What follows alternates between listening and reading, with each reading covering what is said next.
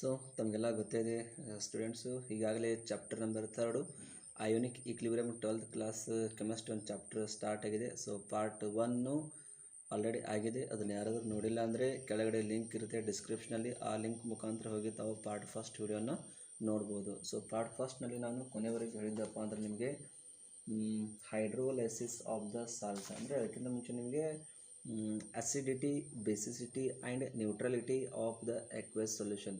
So neutral solution ಅಂದ್ರೇನು, acidic solution ಅಂದ್ರೇನು, basic solution ಅಂದ್ರೇನು, ಆಮೇಲೆ ಅದರ ಪಿ ಎಚ್ ಯಾವ ಥರ ಇರುತ್ತೆ ಅಲ್ಲಿವರೆಗೂ ಪಾರ್ಟ್ ಫಸ್ಟ್ನಲ್ಲಿ ಕಂಪ್ಲೀಟ್ ಮಾಡಿಕೊಟ್ಟಿದ್ದೆ. ಇವತ್ತಿನ ಈ ಒಂದು ಕ್ಲಾಸ್ನಲ್ಲಿ ಪಾರ್ಟ್ ಸೆಕೆಂಡ್ ಅಂದರೆ ಅದರ ಒಂದು ಮುಂದಿನ ಪಾರ್ಟ್ನ ನಾನು ನಿಮಗೆ ಹೇಳ್ತಾ ಇದ್ದೀನಿ. Concept of the hydrolysis. ಏನು ಈ hydrolysis? Concept of the hydrolysis ಅಂದರೆ ಏನು, ಆ್ಯಕ್ಚುಲಿ ಹೈಡ್ರೋಲೈಸಿಸ್ ಪ್ರೊಸೆಸಿಂಗ್ನಲ್ಲಿ ಏನಾಗುತ್ತೆ ಅನ್ನೋದನ್ನು ಇವತ್ತಿನ ಈ ಒಂದು ಕ್ಲಾಸ್ನಿಂದ ನಾವು ಸ್ಟಡಿಯನ್ನು ಮಾಡ್ತಾ ಹೋಗೋಣ. Concept of the hydrolysis definition ನೋಡಿ ನಮ್ಗೆ ಏನು ಹೇಳುತ್ತೆ. ಫಸ್ಟ್ ಆಫ್ ಆಲು ಡೆಫಿನೇಷನ್ ನೋಡ್ಕೊಂಡ್ಬಿಡಿ. The reaction in which ions of the water ions of the water react with ions of the salt which produces acidity, basicity or neutrality in the solution. Meaning ಅರ್ಥ ಆಯ್ತಾ? ಅರ್ಥ ಇಲ್ಲ ಆದರೂ ಮತ್ತೊಂದು ಹೇಳ್ತೀನಿ ಕೇಳಿ. Hydrolysis ಅಂದ್ರೇನು? ಅಯನ್ಸ್ ಆಫ್ ದ ವಾಟರ್ ಅಂದ್ರೇನು? ವಾಟರ್ನಲ್ಲಿ ಎಷ್ಟು ಅಯನ್ಸ್ ಇರುತ್ತೆ? 2 ಅಯನ್ಸ್ ಇರುತ್ತೆ. ಒಂದು H+, ಇನ್ನೊಂದು OH- ಅಯನ್ಸ್. ಈ 2 ಅಯನ್ಸ್ಗಳು ಏನು ಮಾಡ್ತವೆ? ರಿಯಾಕ್ಟ್ ಆಗುತ್ತೆ. ಒಂದು ಸಾಲ್ಟ್ ಜೊತೆ ರಿಯಾಕ್ಟ್ ಆಗಬೇಕು, ಇಲ್ಲಾಂದರೆ ಸಾಲ್ಟ್ ಜೊತೆ ರಿಯಾಕ್ಟ್ ಆಗಬೇಕು. ಸೊ ಸಾಲ್ಟ್ ಜೊತೆ ರಿಯಾಕ್ಟ್ ಆದಾಗ ಪ್ರೊಡ್ಯೂಸ್ ಏನಾಗುತ್ತೆ? ಇಲ್ಲಿ ಒಂದು ಅಸಿಡಿಟಿ ತಯಾರಾಗಬೇಕು, ಇಲ್ಲಾಂದರೆ ಬೇಸಿಸಿಟಿ ತಯಾರಾಗಬೇಕು, ಇಲ್ಲಾಂದರೆ ನ್ಯೂಟ್ರಲಿಟಿ ಆ ಸೊಲ್ಯೂಷನಲ್ಲಿ ತಯಾರಾಗಬೇಕು. ಸೊ ಆ ಥರ ಏನಾದರೂ ಆಗ್ತಾಯಿದ್ರೆ ಅದಕ್ಕೆ ನಾವೇನು ಕರಿತೀವಿ? ಸಿಂಪಲಾಗಿ ಹೈಡ್ರೋಲೈಸಿಸ್ ಅಂತ ಕರಿತೀವಿ. ಅದನ್ನೇ ನಾವು ಹೈಡ್ರೋಲೈಸಿಸ್ ಅಂತ ಕರಿತೀವಿ. ಅಂಡರ್ಸ್ಟ್ಯಾಂಡಿಂಗ್ ಆಯಿತಾ? ಇಲ್ಲ ಇನ್ನೊಂದು ಹೇಳ್ತೀನಿ ಕೇಳಿ. Ions of water react with ions of the salt produces acidity, basicity or neutrality in the given solution. That is known as hydrolysis. म्हणजे जे वॉटरच्या मॉलिक्युल्स असतात, वॉटरच्या मॉलिक्युल्स कोणते असतात? एक तर H+ असतात आणि दुसरे OH- असतात. तर ते कोणावर रिॲक्ट होत असतात? म्हणजे आयन्स ऑफ द साल्टवर रिॲक्ट झाल्यानंतर तिथं काय तयार होणार? एक तर ॲसिडिटी तयार होणार, एक बेसिसिटी तयार होणार, एक तर न्यूट्रॅलिटी तिथं तयार होत असतात. जर तसं तयार होत असेल तर त्याला आपण काय म्हणतो? हायड्रोलायसिस असं म्हणतो सिंपली. ओके, तर हे हायड्रोलायसिस कन्सेप्ट आपण कशावरून सांगता येते? तर एक तर आहे salt of strong acid and strong base आहे. त्यानंतर दुसरा एक कन्सेप्ट आहे salt of strong acid and weak base. त्यानंतर salt of weak acid and strong base. हा तिन्ही कन्सेप्टवरून आपल्याला काय कळतात? काही सोल्युशन्समध्ये पूर्ण न्यूट्रल सोल्युशन तयार होतात, काही केमिकल्समध्ये पूर्णपणे ಅಸ್ಟಿಕ್ ತಯಾರು होतात, काही ಸೊಲ್ಯೂಷನ್मध्ये पूर्णपणे ಬೇಸಿಕ್ ಸೊಲ್ಯೂಷನ್ ತಯಾರು ಹೋಗ್ತಾ ಇರ್ತಾರೆ. ಅಂದರೆ ಈ ಒಂದು ಕನ್ಸೆಪ್ಟನ್ನ ನಾವು 3 ಪಾಯಿಂಟ್ಸ್ಗಳ ಮೇಲೆ ಡಿಪೆಂಡ್ ಆಗಿರುತ್ತೆ. ಒಂದು ಸೊಲ್ಯೂಷನ್ ಏನಾದರೂ ತೊಗೊಂಡ್ರೆ, ಫಾರ್ ಎಕ್ಸಾಂಪಲ್ ನೋಡಿ, ಸಾಲ್ಟ್ ಆಫ್ ಸ್ಟ್ರಾಂಗ್ ಆ್ಯಸಿಡ್ ಮತ್ತು ಸ್ಟ್ರಾಂಗ್ ಬೇಸ್ನ ಏನಾದರೂ ನಾವು ತೊಗೊಂಡ್ರೆ, ಇಲ್ಲಿದೆ ನೋಡಿ ಸೊಲ್ಯೂಷನ್ ಕಾಣಿಸ್ತಲ್ವ.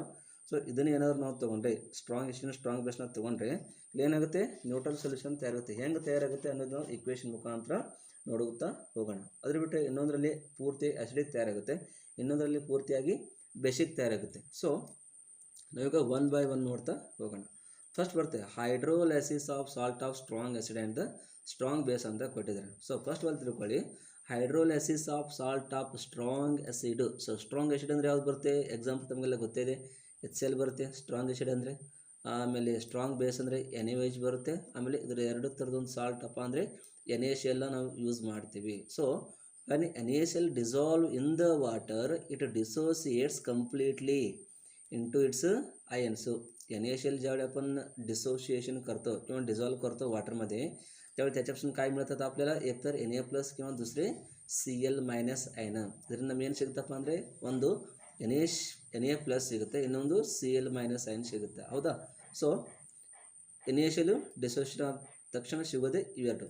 ಇದಾದಮೇಲೆ in the another words NaCl ಯಾವಾಗ ವಾಟರ್ ಜೊತೆ ರಿಯಾಕ್ಟ್ ಆಗುತ್ತೆ ಅವಾಗ ಏನು ಸಿಗುತ್ತೆ?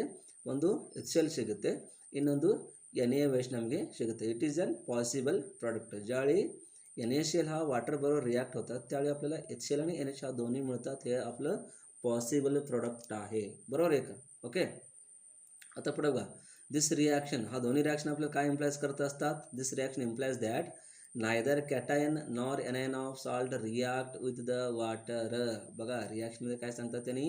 Neither cation nor anion of the salt जे आयन्स असतात साल्टमध्ये कोण आहेत NaCl आहे, ह्याच्या जे आयन्स आहेत हा दोन्ही आयन्स वाटरबरोबर रिॲक्ट होत नाही असं त्यांनी सांगतात, बरोबर आहे का. बघा Na plus Cl- plus water घेतलं तर त्याच्यापासून काय म्हणतात आपल्याला, एक तर वाटर तयार होणार आणि दुसरे NaOH तयार होणार. दुसऱ्यामध्ये HCl घेतलं, NaOH घेतलं, वाटर घेतलं तर काय तयार होणार, H3O plus OH minus Na plus Cl minus. म्हणजे ह्याच्यानं आपल्याला काय कळतं तर कुठल्याही साल्टचे अनायन किंवा कॅटायन वाटरबरोबर रिॲक्ट होणार नाही. ಅಂದರೆ ಎರಡು ರಿಯಾಕ್ಷನ್ ನಮ್ಗೆ ಏನು ತಿಳಿತಂದ್ರೆ ಸಾಲ್ಟ್ ಆಫ್ ದ ಆಯನ್ಸ್ಗಳು ವಾಟರ್ ಜೊತೆ ರಿಯಾಕ್ಟ್ ಮಾಡೋಂಗಿಲ್ಲ. ನೋಡಿ Na ಪ್ಲಸ್ ಅದ Cl ಮೈನಸ್ ಅದ, ವಾಟರ್ ತಗೋರಿ ಏನು ಸಿಗುತ್ತೆ, HCl ಸಿಗುತ್ತೆ, ಇನ್ನೊಂದು NaOH ಸಿಗ್ತದೆ. ಈ ಕಡೆ HCl ತೊಗೊಂಡ್ರಿ, NaOH ತೊಗೊಂಡ್ರಿ, ವಾಟರ್ ತೊಗೊಂಡ್ರಿ, ಮೂರು ಮತ್ತು ರಿಯಾಕ್ಟ್ ಮಾಡಿ ಏನು ಸಿಗ್ತದೆ, H3O ಪ್ಲಸ್ ಸಿಗುತ್ತೆ, OH ಮೈನಸ್ OH ಮೈನಸ್ ಸಿಗುತ್ತೆ. ಬೈ ಮಿಸ್ಟೇಕ್ಲಿ ಪಾಸಿಟಿವ್ ಆಗಿದೆ, ಇದನ್ನು ಸ್ವಲ್ಪ ನಾನು ನಿಮಿಷ ಕರೆಕ್ಷನ್ ಮಾಡಿಬಿಡ್ತೀನಿ, ಮತ್ತು ನೀವು ಕನ್ಫ್ಯೂಸ್ ಮಾಡ್ಕೊ ಏನು ಸರ್ ಪಾಸಿಟಿವ್ ಬರ್ದ್ರೆ ಅನ್ಕೋಬೇಡ್ರಿ. ಆ್ಯಕ್ಚುಲಿ ಇದು ಏನದು, ಇದು ನೆಗೆಟಿವ್ ಚಾರ್ಜ್ ಅದ, ಬಟ್ ಬೈ ಮಿಸ್ಟೇಕ್ಲಿ ಪಾಸಿಟಿವ್ ಆಗ್ಯದ. Okay OH minus Na plus Cl minus. So ಈ ರಿಯಾಕ್ಷನ್ ನಮ್ಗೆ ಏನು ತಿಳಿಯುತ್ತೆ ಅಂದ್ರೆ neither cation nor anion of salt react with the water molecular. So equality of H3O plus it is equal to OH minus ions are produced by ionization of water. It is not disturbed and solution is the neutral. So ಇಲ್ಲಿ ಏನಾಗುತ್ತಪ್ಪ ಅಂದ್ರೆ ಯಾವುದೇ ಅಯನ್ಸ್ಗಳು water ಜೊತೆ react ಆಗಲ್ಲ. ಅಂದರೆ react ಆಗಲಿಲ್ಲ ಅರ್ಥ ತಯಾರು ಎಲ್ಲ ಏನಾಗುತ್ತೆ ಅಂದ್ರೆ H plus ions always equal to the OH minus ions equal ಇರೋದ್ರಿಂದ ಆ ಸೊಲ್ಯೂಷನ್ ಒಳಗೆ ಯಾವುದೇ ರೀತಿ ಡಿಸ್ಟರ್ಬ್ ಕ್ರಿಯೇಟ್ ಆಗಲ್ಲ. ಸೊ ಎರಡೂ ಜರ ಈಕ್ವಲ್ ಇದ್ದು ಅಂದ್ರೆ ಅವನ್ನ ಏನಂತ ಕರಿತೀವಿ, ಸೊಲ್ಯೂಷನ್ ಪೂರ್ತಿಯಾಗಿ it is an neutral solution ಅಂತ ಕರಿತೀವಿ. ಯಾವುದಿದು, salt of strong acid and the strong base. Correct, salt of the strong acid and strong base. ಹೌದಾ, ಫಸ್ಟ್ ನೋಡ್ಕೊಳ್ಳಿ ಇನ್ನೊಂದ್ಸಲ. ಯಾವುದಿದು, hydrolysis of salt of strong acid and strong base. ಯಾವಾಗ ಒಂದು solution ತಯಾರು ಮಾಡ್ತೀವಿ ಅವಾಗ ಯಾವಾಗಲೂ ಆ ಸೊಲ್ಯೂಷನ್ ಹೆಂಗಿರುತ್ತೆ ಅಂದ್ರೆ ನ್ಯೂಟ್ರಲ್ ಆಗಿ ಇರ್ತದೆ. ओके नेक्स्ट होगोन हे कळलं तुम्हाला.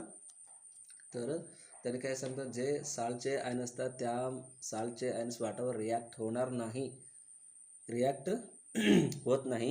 त्या रिॲक्ट न झाल्यामुळं तिथं काय तयार होत असतात, H plus is equal to the OH minus ions. H plus H3O plus म्हणजे तेच आहे, H प्लस म्हणजे तेच आहे, ते कुणाबरोबर इक्वल असतात तर OH मायनस आयन बरोबर इक्वल असतात. त्यासाठी त्या दिलेल्या सोल्युशन कसे असतात तर न्यूट्रल असतात. काही रिॲक्शनमध्ये H plus equal to OH minus असेल तर ते कसे असतात तर न्यूट्रलमध्ये असतात. हे तेवढं लक्षात ठेवायचं व्यवस्थित प्रत्येकाने. समजलं का सगळ्यांना? ओके, तर दुसरा घेऊ. नेक्स्ट आहे सेकंड आहे. ओके, सेकंड आहे salt of the strong acid and the weak base. ज्यावेळी एखाद्या स्ट्रॉंग ॲसिड आणि वीकपासून जे साल्ट तयार झालेले आहे त्या साल्टचं जर आपण हायड्रोलिसिस केलं तर आपल्याला काय मिळणार आहे तेच तुम्हाला इथं ह्या सेकंडमध्ये दिलेले आहेत. तर ಏನು ಕೊಟ್ಟರೆ ಸೆಕೆಂಡ್ದಾಗ ಯಾವಾಗ ನಾವು ಸ್ಟ್ರಾಂಗ್ ಆ್ಯಸಿಡ್ ಮತ್ತು ವೀಕ್ ಬೇಸ್ ಒಂದಕ್ಕೊಂದು ರಿಯಾಕ್ಟ್ ಮಾಡಿ ಒಂದು ಸಾಲ್ಟ್ ನಮಗೆ ಸಿಗುತ್ತೆ. ಆ ಸಾಲ್ಟ್ ಸೊಲ್ಯೂಷನ್ ಯಾವ ಥರ ಇರ್ತದೆ, ಆ್ಯಸಿಡಿಕ್ ಇರುತ್ತೋ ಏನು ಬೇಸಿಕ್ ಇರ್ತದೋ ಏನು ನ್ಯೂಟ್ರಲ್ ಇರ್ತದೋ ಅನ್ನೋದನ್ನೇ ಈ ಒಂದು ಕನ್ಸೆಪ್ಟ್ದಾಗ ನಮಗಿಲ್ಲಿ ಕೊಟ್ಟಾರ. ಅದನ್ನು ನಾವಾಗ ಸ್ಟಡಿ ಮಾಡೋದೈತೆ ನಮ್ಗೆ first of all. Okay, so one by one ನೋಡೋಣ. ಫಸ್ಟ್ ನೋಡಿರಿ, ಸ್ಟ್ರಾಂಗ್ ಆ್ಯಸಿಡ್ ಯಾವತ್ತು ತೊಗೊಂಡ್ರಿ, ಇಲ್ಲಿ ಎಷ್ಟು ಸೂಪರ್ ಯೂಸ್ ಮಾಡ್ಯಾರ, ರೈಟ್. ವೀಕ್ ಬೇಸ್ ತೊಗೊಂಡಿವಿ, ಇಲ್ಲಿ ವೀಕ್ ಬೇಸ್ ಯಾವ್ದು ಯೂಸ್ ಮಾಡಿದೆವು, ಕಾಪರ್ ಹೈಡ್ರಾಕ್ಸೈಡ್ ಯೂಸ್ ಮಾಡಿದೆವು. ಇವೆರಡೂ ರಿಯಾಕ್ಟ್ ಆಗ್ಬೇಕು ನಮಗೆ ಯಾವಾಗ ಸಿಗ್ತದೆ, ಕಾಪರ್ ಸಲ್ಫೇಟ್ ಅಂತಕ್ಕಂಥ ಒಂದು ಸಾಲ್ಟ್ ಇಲ್ಲಿ ಸಿಗ್ತದೆ. ಯಾವಾಗ ಇವು ಡಿಸೋಸಿಯೇಷನ್ ಆಗ್ತವು ಅವಾಗ ನಮ್ಗೆ ಏನು ಸಿಗ್ತದೆ ನೋಡಿ. ಫಸ್ಟ್ ಪಾಯಿಂಟ್ ಏನು ಕೊಟ್ರೆ, when copper sulphate dissolve in water dissociates completely as CuSO4 to form Cu2 plus SO4 2 minus. ज्यावेळी कॉपर सल्फेट वॉटरमध्ये डिझॉल्व केलं तर त्याचं डिसोसिएशन आपल्याला ह्या पद्धतीने मिळतात, Cu2 प्लस आणि SO4 2 मायनस. ओके, सेकंड ಏನು ಕೊಟ್ಟ ನೋಡ್ರಿ, SO4 2 minus ions of the salt have no tendency to react with the water because possible product is H2SO4. ನೋಡ್ರಿ, ಯಾವಾಗ ಸಾಲ್ಟ್ ಒಳಗಿಂದು SO4 2 ಮೈನಸ್ ಏನಾಗ್ತಿದ್ದು, salt have no tendency to react with the water ಜೊತೆ react ಮಾಡ್ತಕ್ಕಂಥ capacity ಅದರ ಹತ್ರ ಇರೋಂಗಿಲ್ಲ. ಯಾಕೆ ಇರೋಂಗಿಲ್ಲ, ಪಾಸಿಬಲ್ ಪ್ರಾಡಕ್ಟ್ ಯಾವುದೋ ಇಲ್ಲಿ H2SO4. ಸೊ ಎಸ್ಟೋಫರ್ ಏನಿದು it is one of the strong electrolyte ಅದ. ಸೊ ಹೀಗಾಗಿ ಏನು ಮಾಡ್ತದೆ ಇಲ್ಲಿ ಏನಾಗುತ್ತೆ ನೆಕ್ಸ್ಟ್ ಪೇಜ್ ಅದ ಒಂದು ನಿಮಿಷ. Okay, the reaction of Cu2+ ion with OH minus ion form the unionised CuOH ಟೈಸ್ ಅಂದರೆ ಕಾಪರ್ ಹೈಡ್ರಾಕ್ಸೈಡ್ ಇಲ್ಲಿ ಕ್ರಿಯೇಟ್ ಆಗುತ್ತೆ. ಕಾಪರ್ ಹೈಡ್ರಾಕ್ಸೈಡ್ ಇಲ್ಲಿ ಕ್ರಿಯೇಟ್ ಆಗುತ್ತೆ. ಕಾಪರ್ ಹೈಡ್ರಾಕ್ಸೈಡ್ ಏನಿದು ವೀಕ್ ಬೇಸ್ ಅದ, ಹೌದಾ. ಸೊ ಹೀಗಾಗಿ ಏನು ಮಾಡ್ತಾ ಕಾಪರ್ ಅಯನ ವಾಟರ್ ಜೊತೆ ರಿಯಾಕ್ಟ್ ಆಗ್ಬೇಕು, ತಯಾರಾಗುತ್ತೆ ಇಲ್ಲಿ ಕಾಪರ್ ಹೈಡ್ರಾಕ್ಸೈಡ್ ಇಲ್ಲಿ ತಯಾರು ಆಗುತ್ತೆ. ಕಾಪರ್ ಹೈಡ್ರಾಕ್ಸೈಡ್ ತಯಾರೈತೆ ಅಂದ್ರೆ ಇದ್ರ ಮೇಲೆ ನಮ್ಗೆ ಏನು ಸಿಗ್ತದೆ, due to presence of excess of H3O+ ions. ಇದರಲ್ಲಿ ಏನು ತಯಾರೈತೆ ಹಂಗಾದ್ರೆ ಇಲ್ಲಿ ಟೋಟಲಿ ರಿಯಾಕ್ಷನ್ ಒಳಗೆ ನಮಗೆ ನೋಡ್ಲಿಕ್ಕೆ ಏನು ಸಿಗುತ್ತೆ, H3O+ ಐನ್ ಅಥವಾ H+ ಐನ್ಸ್ಗಳು ಜಾಸ್ತಿ ಆಗ್ತಾವು. ಸೊ ಎಕ್ಸಿಸ್ ಆಫ್ H+ ಐನ್ಸ್ ಅಥವಾ H3O+ ಐನ್ಸ್ ಆ ಒಂದು ಸೊಲ್ಯೂಷನ್ ಪ್ರೆಸೆಂಟ್ ಇರೋದ್ರಿಂದ ಸೊಲ್ಯೂಷನ್ ಏನು ತೋರಿಸ್ತದೆ ನಮ್ಗೆ, ಸೊಲ್ಯೂಷನ್ ಬಿಕಮ್ ಆಸಿಡಿಕ್. ನೀವು ನೋಡಿರ್ಬೋದು, resulting solution of copper sulphate is in the acidic medium because when they react with the strong acid and weak base they form the salt. Which is the salt? Copper sulfate, one of the it is a salt. Okay, हे समज काय, ज्यावेळी एखादा strong acid आणि weak base react होतात, ते दोन्ही react होऊन तयार झालेलं साल्ट कोणत्या इथं CeSO4 आहे. ह्याचं ज्यावेळी आपण सोल्युशन बनवतो त्या सोल्युशन ॲसिडिक असतात. कशामुळे असतात तर हे सर्व तिन्ही पॉईंट्स आपल्याला बघायचं आहे. पहिला पॉईंट्स लिहिताना कॉपर सल्फेट डिसोसिएशन दिलं, त्या डिसोसिएशनमध्ये Cu2+ आणि SO4 झालं. तर हा SO4 हा आणि कुठले आहे साल्टचे आहे, त्याचं कॅपॅसिटी नसतात. काय कॅपॅसिटी नसतात तर वाटावर बरोबर रिॲक्ट होण्याचं कॅपॅसिटी त्याच्यावर नसतात, कारण हा H2SO4 त्याचं पॉसिबल प्रोडक्ट असतात, त्यामुळं ते रिॲक्ट होत नाही. म्हणजे काय तयार झालं तर ज्यावेळी आपण Cu2+ आणि OH- आयन बरोबर रिॲक्ट झालं तर आपल्याला काय मिळतात, तर इथं कॉपर हायड्रॉक्साईड आणि H+ म्हणजे 2H3O+ आयन इथं तयार होत असतात. तर हे आयन तयार झालं म्हणजे आपल्याला काय समजतात, due to presence of excess of H3O+ ion, म्हणजे रिॲक्शनमध्ये जर H+ किंवा H3O+ आयन जास्त तयार होत असेल तर त्या सोल्युशन कसे असतात, मग ॲसिडिक असतात. कारण कुठल्याही सोल्युशनमध्ये H+ असेल तर आपण काय म्हणतो, त्याला ॲसिडिक सोल्युशन असं म्हणतो. हे तुम्हाला माहीतच आहे ऑलरेडी, बरोबर आहे का. म्हणून त्यामुळे इथं काय तयार होणार, आपल्या या रिॲक्शनमध्ये काय तयार होणार, ॲसिडिक सोल्युशन तयार होत असतात. एवढं सिंपली डोक्यात ठेवायचं आहे. ओके, हे झालं second, salt of the strong acid and the weak base, हे सेकंड झालं. आता तिसरं आहे salt of weak acid and the strong base. Salt of weak acid and the strong base, ज्यावेळी आपण एखाद्या वीक ॲसिड आणि स्ट्रॉंग ॲसिडचं रिॲक्शन करतो त्याच्यापासून जे काही साल्ट मिळतो त्या साल्टचं आपल्याला हायड्रोलायसिस करायचं आहे. हायड्रोलायसिस केल्यानंतर आपल्याला कुठलं सोल्युशन मिळणार आहे तेच ह्या रिॲक्शनमध्ये किंवा ह्या ಕನ್ಸೆಪ್ಟ್मध्ये आपल्याला ಬಗಾयचं आहे. ಇಲ್ಲಿ ಏನು ಕೊಟ್ಟರಂದ್ರೆ, ಯಾವಾಗ ನಮ್ಗೆ ವೀಕ್ ಆ್ಯಸಿಡ್ ಮತ್ತು ಸ್ಟ್ರಾಂಗ್ ಬೇಸ್ ಎರಡೂ ರಿಯಾಕ್ಷನ್ ಮಾಡ್ತೀವಿ, ಅದರಿಂದ ಒಂದು ಸಾಲ್ಟ್ ಕಂಪೌಂಡ್ ನಮ್ಗೆ ಸಿಗುತ್ತೆ.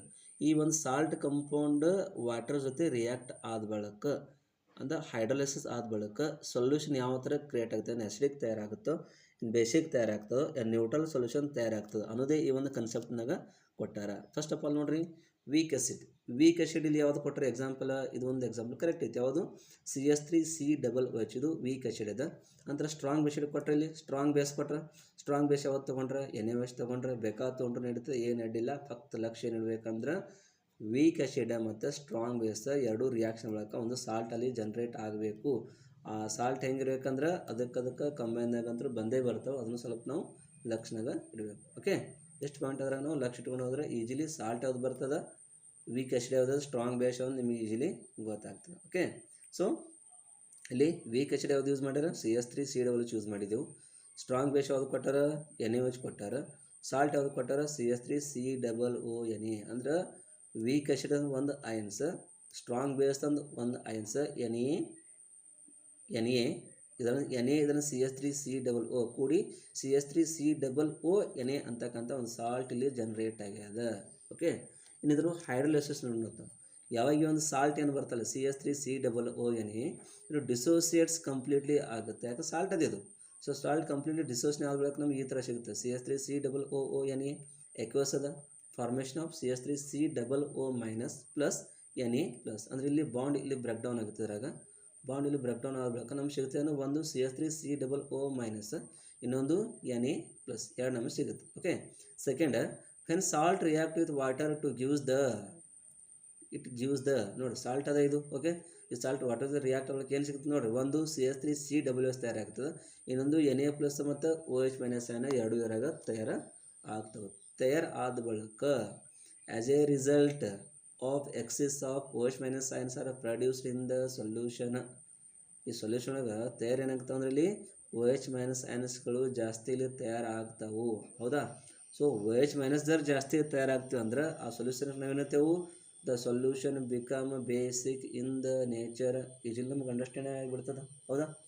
ಸೊ ಯಾವಾಗ ನಾವು ಸಾಲ್ಟ್ ಆಫ್ ವೀಕ್ ಆ್ಯಸಿಡ್ ಮತ್ತು ಸ್ಟ್ರಾಂಗ್ ಬೇಸ್ ರಿಯಾಕ್ಟ್ ಮಾಡಿ ಒಂದು ಸಾಲ್ಟ್ ತಯಾರಾಗ್ತದೆ, ಆ ಸಾಲ್ಟ್ ಯಾವುದಲ್ಲಿ CH3COO ಅದ. ಇದು ಯಾವಾಗ ವಾಟರ್ದ ರಿಯಾಕ್ಟ್ ಆಗ್ತದೆ ಅವಾಗ OH- ion ಜಾಸ್ತಿ ಆಗ್ತದೆ. OH- ion ಜಾಸ್ತಿ ಆದಂದ್ರೆ solution become basic in the nature. ಇಷ್ಟೇ ಕನ್ಸೆಪ್ಟ್, ಇದ್ರ ಬಿಟ್ಟು ಏನು ಕನ್ಸೆಪ್ಟ್ ಇಲ್ಲಿದ್ರಾಗ. Simple concept. Okay. Marathi medium वाल्यांना सांगतो. इथं तुम्हाला काय दिलं, ज्यावेळी एखाद्या वीक ॲसिड आणि स्ट्रॉंग बेस रिॲक्शन आपण करतो त्यावेळी आपल्याला एक साल्ट मिळणार आहे. त्या साल्ट कोणते आहे इथं दिलेत बघा. वीक ॲसिड म्हणजे CH3COOH आहे, स्ट्रॉंग बेस म्हणजे NaOH आपल्याला आपण इथे घेतलेलं आहोत. त्यानंतर साल्ट हे दोघांचं रिॲक्शन झाल्यानंतर मिळणार कोणते आहे, CH3COONA. हा आपलं साल्ट मॉलिक्यूल आहे. हा साल्ट जर ज्यावेळी डिसोसिएशन करतो त्यावेळी त्याचं ह्या आयन्समध्ये कन्वर्ट होतात. एक CH3COO- आहे, दुसरं Na+ आहे. ओके. आता साल्ट ज्यावेळी वाटरबरोबर रिॲक्ट होणार त्याच्यापासून आपल्याला काय मिळतात, ह्या पद्धतीने आपल्याला इथं मिळत आहे बघा. CH3COONA आहे, वाटर घेतलं, दोघांचं रिॲक्शन केलं तर आपल्याला एक CH3COOH मिळणार, त्यानंतर Na+ मिळणार, त्यानंतर OH- मिळणार. म्हणजे ह्या रिॲक्शनमधून आपल्याला काय कळतात, म्हणजे ज्यावेळी एखाद्या साल्ट मॉलिक्यूल म्हणजे त्या साल्ट कशापासून तयार झालेले असावं, वीक ॲसिड अँड स्ट्रॉंग बेसपासून एखाद्या साल्ट मॉलिक्यूल तयार झाले असतात. त्या साल्ट मॉलिक्यूल जर वाटरवर रिॲक्ट झाला तर आपल्याला OH- ion जास्तीत जास्त मिळत असतात. एक्सेस म्हणजे जास्तीत जास्त मिळत असतात. तर जास्तीत जास्त मिळालं आहे म्हणून तर सोल्युशनला काय म्हणायचं आपण, बेसिक इन द नेचर असं म्हणतो. बरोबर का. ज्या मॉलिक्यूलमध्ये किंवा ज्या सबस्टन्समध्ये OH- ion असतात त्याला आपण काय म्हणतो, बेसिक सोल्युशन म्हणतो. त्या मॉलिक्यूलमध्ये H+ ions असतात त्याला आपण ॲसिडिक सोल्युशन म्हणतो. त्या सोल्युशनमध्ये H+ हा OH- ionsला इक्वल असेल तर आपण न्यूट्रल सोल्युशन असं म्हणतो. ओके. सिंपल कन्सेप्ट आहे, सिंपली लक्षात ठेवायचा प्रयत्न करावा सर्व विद्यार्थ्यांनी. ओके. परत एकदा सिंपली रिव्हिजन करतो या तिघांचं. Salt of strong acid strong base reaction झाल्यानंतर सोल्युशन कोणत्या तयार होणार, न्यूट्रल सोल्युशन तयार होत असतात.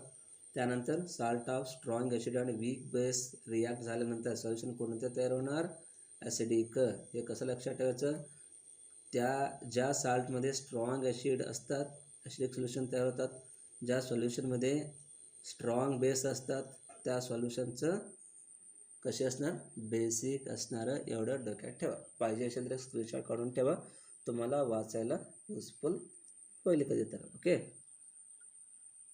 पुढचं घ्यायचं का. ओके.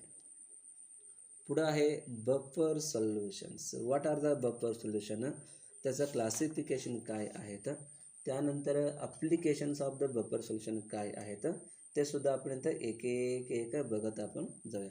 फर्स्ट बघूया बफर सोल्यूशन म्हणजे काय, त्याचं ಡೆಫಿನೇಷನ್ आहे.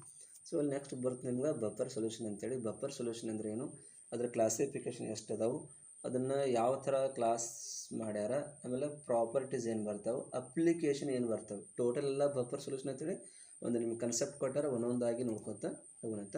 ಫಸ್ಟ್ ಏನು ಕೊಟ್ಟ ಕನ್ಸೆಪ್ಟಪ್ಪ ಅಂದ್ರೆ ಬಫರ್ ಸೊಲ್ಯೂಷನ್. ಬಫರ್ ಸೊಲ್ಯೂಷನ್ ಅಂದ್ರೆ ಏನು, a solution which resists the change in pH even an addition of a strong acid and the strong base or the water to the it.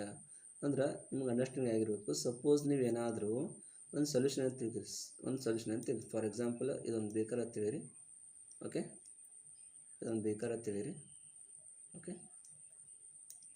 ಈ ಬೇಕರ್ನ ನೀವೇನು ಮಾಡ್ರಿ ಅಂದ್ರೆ ಇಲ್ಲೊಂದು ಬೇಕರ್ ಐತೆ. ಓಕೆ. ಈ baker ಯಾವುದೋ ಒಂದು ಸೊಲ್ಯೂಷನ್ ನೀವು ಇಟ್ಟಿರಿ, ಆ ಸೊಲ್ಯೂಷನ್ದಾಗ A solution which resists the change in the pH even an addition of strong acid, strong base or the water. ಇದು ಸೊಲ್ಯೂಷನ್ ಅಂತೀರಿ. ಈ ಸೊಲ್ಯೂಷನ್ದಾಗ ಸಪೋಸ್ ನೀವೇನಾದರೂ ಈ ಸ್ಟ್ರಾಂಗ್ ಆ್ಯಸಿಡರ್ ಅಡಿಷನ್ ಮಾಡಿರಿ ಅಥವಾ ಸ್ಟ್ರಾಂಗ್ ಬೇಸರ್ ಅಡಿಷನ್ ಮಾಡಿರಿ ಅಥವಾ ವಾಟರ್ ಅಡಿಷನ್ ಮಾಡಿರಿ, ನೀವು ಈ ಸೊಲ್ಯೂಷನ್ ಮ್ಯಾಗ ಯಾವುದೇ ರೀತಿ ಪಿ ಎಚ್ ಚೇಂಜಸ್ ಆಗಲ್ಲ. P H not change, P H not change ಅಂದರೆ ಅರ್ಥ ತಿಳಿತು ನಿಮ್ಗೆ. ಒಂದು ಬೇಕಾದ ಸೊಲ್ಯೂಷನ್ ಅಂತೀವಿ, ಆ ಸೊಲ್ಯೂಷನ್ನಾಗ ಸಪೋಸ್ ನಾವು ಎಕ್ಸ್ಟ್ರಾ ಸ್ಟ್ರಾಂಗ್ ಆ್ಯಸಿಡ್ ತೊಗೊರಿ ಅಥವಾ ಸ್ಟ್ರಾಂಗ್ ಬೇಸ್ ತೊಗೊರಿ ಅಥವಾ ವಾಟರ್ ತೊಗೊರಿ ಅಥವಾ ಸಾಲ್ಟ್ ತೊಗೊರಿ, ಏನು ಬೇಕಾದ ಅಡಿಷನ್ ಮಾಡಿ ಸೊಲ್ಯೂಷನ್ದಾಗ ಆ ಸೊಲ್ಯೂಷನ್ ಪ್ರಿವೆಂಟ್ ಮಾಡ್ತಿರ್ತದೆ. ಎದಕ್ಕೆ ಪ್ರಿವೆಂಟ್ ಮಾಡ್ತಿರ್ತದೆ? ಪಿ ಎಚ್ ಕಂಟಿನ್ಯೂಸ್ ಆಗಿ ಮೇಂಟೈನ್ ಮಾಡ್ಕೋತಿರ್ತಿರ್ತದೆ. ಅಂಥಕ್ಕೆ ನಾವು ಏನಂತೀವಿ ಸಿಂಪಲ್ಲಾಗಿ ಬಫರ್ ಸೊಲ್ಯೂಷನ್ ಅಂತ ಕರಿತೀವಿ. ತಿಳಿದು सिंपल मराठी सांगतो होता. एक सोल्यूशन असतात तुमच्याकडे, एक सोल्यूशन आहे समजून घ्या. एका बेकरमध्ये त्या सोल्यूशनमध्ये आपण एक्स्ट्रा जर स्ट्रॉंग ॲसिड किंवा स्ट्रॉंग बेस किंवा वाटर जरी ॲडिशन केलं त्या बेकरमध्ये, त्या दिलेल्या सोल्यूशनच्या पी एचमध्ये कोणत्याही बदल होत नाही. म्हणजे ते प्रिव्हेंट करत असतात. त्यालाच आपण काय म्हणतो? Buffer solution. म्हणजे ह्या दिलेल्या सोल्यूशनमध्ये बफर सोल्यूशन ॲडिशन केलेले असतात. त्यामुळे ह्या सोल्यूशनचा पी एच अजिबात चेंज होत नाही. त्यालाच आपण बफर सोल्यूशन असं म्हणतो. सिंपली समजलं का सगळ्यांना? ओके, तर पुढचं घेऊया. ओके, पुढं आहे types of the buffer solution. म्हणजे टाईप्ससुद्धा ह्याच्यामध्ये आपल्याला पाहायला मिळणार आहे. तर पहिला आहे ॲसिडिक बफर सोल्यूशन, दुसरं आहे बेसिक बफर सोल्यूशन. आता ॲसिडिक बफर सोल्यूशन म्हणजे काय असतात नेमकं ते आपण एक एक ಇತ್ತು ಸ್ಟಡಿ ಕರುವ್ಯಾ. ಅಸಿಡಿಕ್ ಅಂದ್ರೆ ಏನು, ಬೇಸಿಕ್ ಅಂದ್ರೆ ಏನು, ಒಂದೊಂದಾಗಿ ನಾವು ಸ್ಟಡಿ ಮಾಡ್ಕೊತಾ ಹೋಗೋಣಂತ. ಫಸ್ಟ್ ನೋಡ್ರಿ, acidic buffer solution. Acidic buffer solution ಯಾವಾಗ ಹೇಳ್ತೀವಿ ನಾವು?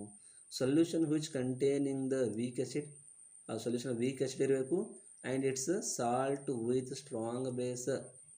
ಇಲ್ಲೇ ಸ್ಪಷ್ಟ ಕೊಟ್ಟಾರೆ, ಅಸಿಡಿಕ್ ಬಫರ್ ಸೊಲ್ಯೂಷನ್ ಒಳಗೆ ಒಂದು ವೀಕ್ ಬೇಸ್ ಇರ್ತದೆ, ಇನ್ನೊಂದು ಸ್ಟ್ರಾಂಗ್ ಬೇಸ್ ಇರ್ತದೆ, ಆಮೇಲೆ ಅದರದೊಂದು ಸಾಲ್ಟ್ ಕಂಪೌಂಡ್ ಅದರೊಳಗೆ ಆ್ಯಡಿಷನ್ ಆಗಿರ್ತದೆ. ಹಂಗಂದ್ರೆ ವೀಕ್ ಆ್ಯಸಿಡ್ ಅಂದರೆ ಯಾವುದು? ಇಲ್ಲಿ ಕೊಟ್ಟರು ನೋಡಿ.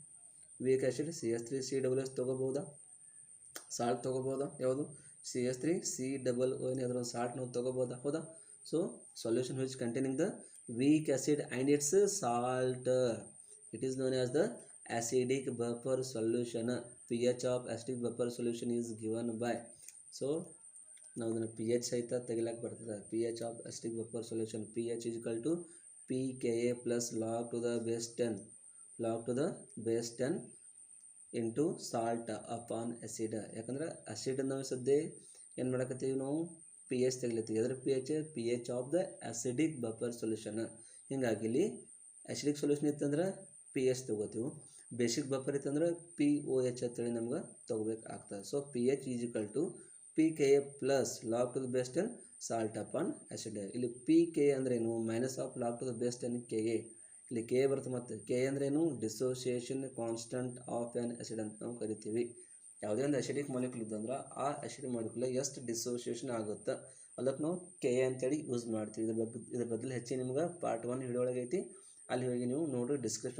ಡಿಸ್ಕ್ರಿಪ್ಷನ್ ಒಳಗೆ ಕೆಳಗೆ ಲಿಂಕ್ ಕೊಟ್ಟಿರ್ತೀನಿ, ಆ ಲಿಂಕ್ ಓಪನ್ ಮಾಡಿ ನಿಮ್ಗೆ ಪಾರ್ಟ್ 1 ವಿಡಿಯೋ ಪ್ಲೇ ಆಗ್ತದೆ. ಆ ವಿಡಿಯೋ ಫಸ್ಟ್ ನೋಡಿ, ಆಮೇಲೆ ಈ ವಿಡಿಯೋ ನೋಡಿಲ್ಲ. ಓಕೆ, ಇದು ಸಿಂಪಲ್ಲಾಗಿ pH is equal to pKa plus log to the base 10 salt upon acid ಅಂತಕ್ಕಂಥ ಒಂದು ಇಕ್ವೇಷನ್ ಅದಕ್ಕೆ ಬರ್ತದೆ. ಇದು ॲसिडिक बफर सॉल्युशन्सचं अप्लाय ಆಗ್ತದೆ. ओके, परत एक दिवस सांगतो बघा. ॲसिडिक बफर सोल्युशन कधी मिळायचं?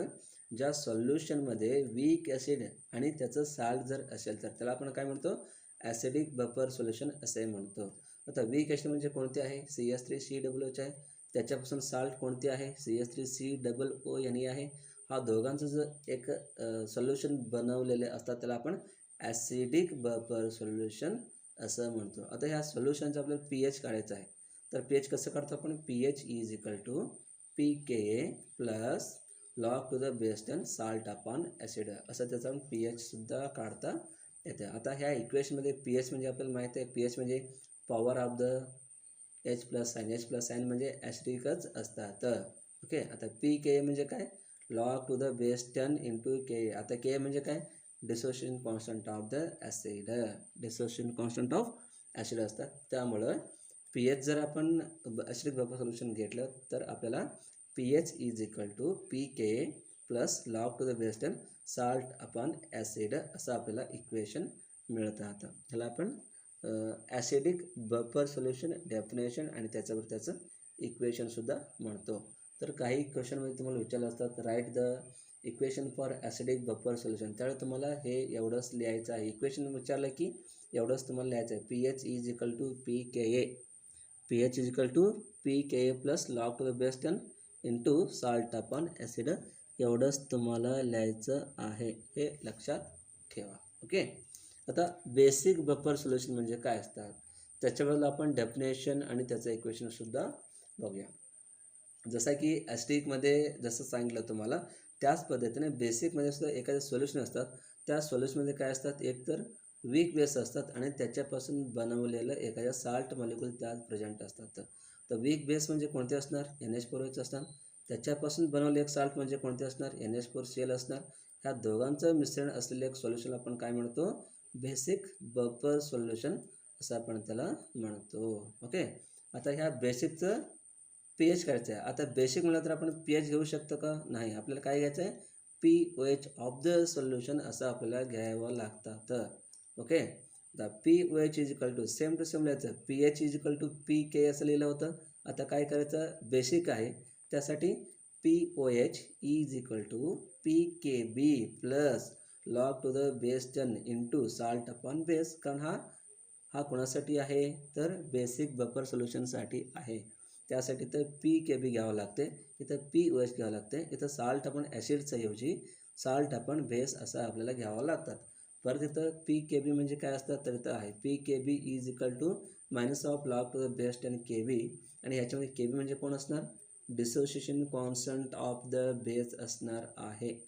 डिसोसिएशन कॉन्स्टंट ऑफ बेस असणार आहे. ओके. समजलं काय. तर बेसिक म्हणजे कोणते असणार, त्यात कोणते असणार, एकतर वीक बेस असणार आणि त्याच्यापासून बनवलेला एखाद्या साल्ट मॉलिक्यूल असणार. ह्या दोघांचं सोल्युशन म्हणजेच basic buffer solution. Basic buffer solution हे सिंपली लक्षात ठेवा. हे सर्व तुम्हाला लक्षात ठेवायचं अगोदर strong acid strong base, weak acid weak base आणि त्याच्यापासून बनवलेले जे काही साल्ट मॉलिक्यूल आहेत ते सुद्धा तुम्हाला लक्षात ठेवायचं आहे. व्यवस्थित लक्षात ठेवा प्रत्येकाने. ओके. ಈಗ ಕನ್ನಡ ಮೀಡಿಯಂ ಕೇಳಿ. ಬೇಸಿಕ್ ಬಫರ್ ಸೊಲ್ಯೂಷನ್ ಅಂದ್ರೆ solution containing weak base and its salt.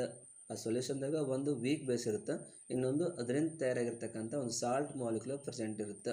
ನೋಡಿ, ವೀಕ್ ಬೇಸ್ ಅಂದರೆ ಯಾವತ್ತು ತೊಗೊಂಡಾರ, NH4OH ತೊಗೊಂಡಾರ. ಸಾಲ್ಟ್ ಅಂದರೆ ಯಾವತ್ತು ತೊಗೊಂಡಾರ, NH4Cl ತೊಗೊಂಡಾರ. ಇವೆರಡು ಕೂಡಿದಾಕ್ರ ಒಂದು ಸೊಲ್ಯೂಷನ್ ತಯಾರಾಗುತ್ತೆ. ಆ ಸೊಲ್ಯೂಷನ್ಸ್ ನಾವೇನಂತೀವಿ ಸಿಂಪಲ್ ಆಗಿ basic buffer solution means the solution containing weak base and its salt. Okay. ಇವಾಗ ಇದರದ್ದು pH ತೆಗಿಬೇಕಾದ್ರೆ ನಾವು ನಾರ್ಮಲ್ ಹೆಂಗೆ ಬರಿತೀವಿ, pH ಈಸ್ ಈಕ್ವಲ್ ಅಂತ ಬರಿತೀವಿ. ಬಟ್ ಇದು ಬೇಸಿಕ್ ಅಂದ್ರೆ pH ತೊಗೋತೀವಿ ನಾವು, pH ತೊಗೊಳಂಗಿಲ್ಲ. ನಾವೇನು ತೊಗೋತೀವಿ, pOH ಅಂತೇಳಿ ರೈಟ್ ಮಾಡಬೇಕಾಗ್ತದೆ. ಅದ್ರ ಸಂಬಂಧ pOH ಆಫ್ ದ solution it is given by, ಈ ಥರ ನಾವು ತೊಗೋತೀವಿ. ಏನು, pOH is equal to KB plus log to the base 10 into salt upon base. Acid ಅಲ್ಲ ಬೇಸ್ ಅಂತೇಳಿ ತೊಗೋಬೇಕು, ಯಾಕಂದ್ರೆ ಬೇಸಿಕ್ ತೊಗೊಳ್ತೀವಲ್ಲ ನಾವು. ಸೊ ಹೀಗಾಗಿ ಏನು ತೊಗೋತೀವಿ ಇಲ್ಲಿ, pOH is equal to pKb plus log to the base 10 salt upon base, ಈ ಥರ ನಾವು ತೊಗೋತೀವಿ. ಇಲ್ಲಿ ಕೂಡ ಸೇಮ್ pKb ಅಂದ್ರೆ ಏನು, minus to the log base to 10 KB ಅಂತ ಯೂಸ್ ಮಾಡ್ತೀವಿ. ಇಲ್ಲಿ KB ಅಂದ್ರೆ ಏನು, ಮತ್ತು KB ಅಂದರೆ dissociation constant of the base. ಈ ಥರ ನಮ್ಗೆ ಎರಡು ಇಕ್ವೇಷನ್ ಸಿಗುತ್ತಾವು. ಯಾವುದು, types of the buffer solution. Exam ಹೆಂಗೆ ಕೇಳ್ತಾರೆ ಅಂದರೆ question, explain the acidic buffer solution, explain the basic buffer solution, definition ಬರೀದು, ವೀಕ್ ಬೇಸ್ ಎಕ್ಸಾಂಪಲ್ ಬರೀದು.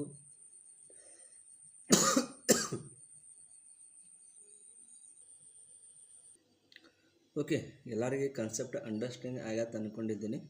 Okay, types of buffer solution. Okay, next properties of the buffer solution ಅಂತ ಬರುತ್ತೆ. ಈಗ just ನೀವೇನೇ study ಮಾಡಿರಿ, ಬಫರ್ ಸೊಲ್ಯೂಷನ್ ಡೆಫಿನೇಷನ್ ಆಯಿತು, ಆನಂತರ types of buffer solution ಆಯಿತು, ಆನಂತರ ನೆಕ್ಸ್ಟ್ ಬರ್ತದೆ properties of the buffer solution. Okay, ಈ ಬಫರ್ ಸೊಲ್ಯೂಷನ್ಸ್ಗೆ ಓನ್ಲಿ ಎರಡೇ ಪ್ರಾಪರ್ಟೀಸ್ ಅದಾವೆ. ಫಸ್ಟ್ ಒಂದು ಪ್ರಾಪರ್ಟಿ ಏನು ಹೇಳ್ತದೆ, ಸೆಕೆಂಡ್ ಒಂದು ಪ್ರಾಪರ್ಟಿ ಏನು ಹೇಳ್ತದೆ, ಆಲ್ರೆಡಿ ನಾವು ಸ್ಟಡಿ ಮಾಡಿದೆವು ಮತ್ತು ಹೊಳ್ಳಿ ನಿಮ್ಗೆ ರಿಟರ್ನ್ ಅದೇ ಕೊಟ್ಟಾರೆ. ಸೊ ಅದನ್ನು ಒಂದೊಂದಾಗಿ ನೋಡ್ಕೊತಾ ಹೋಗುತ್ತೆ.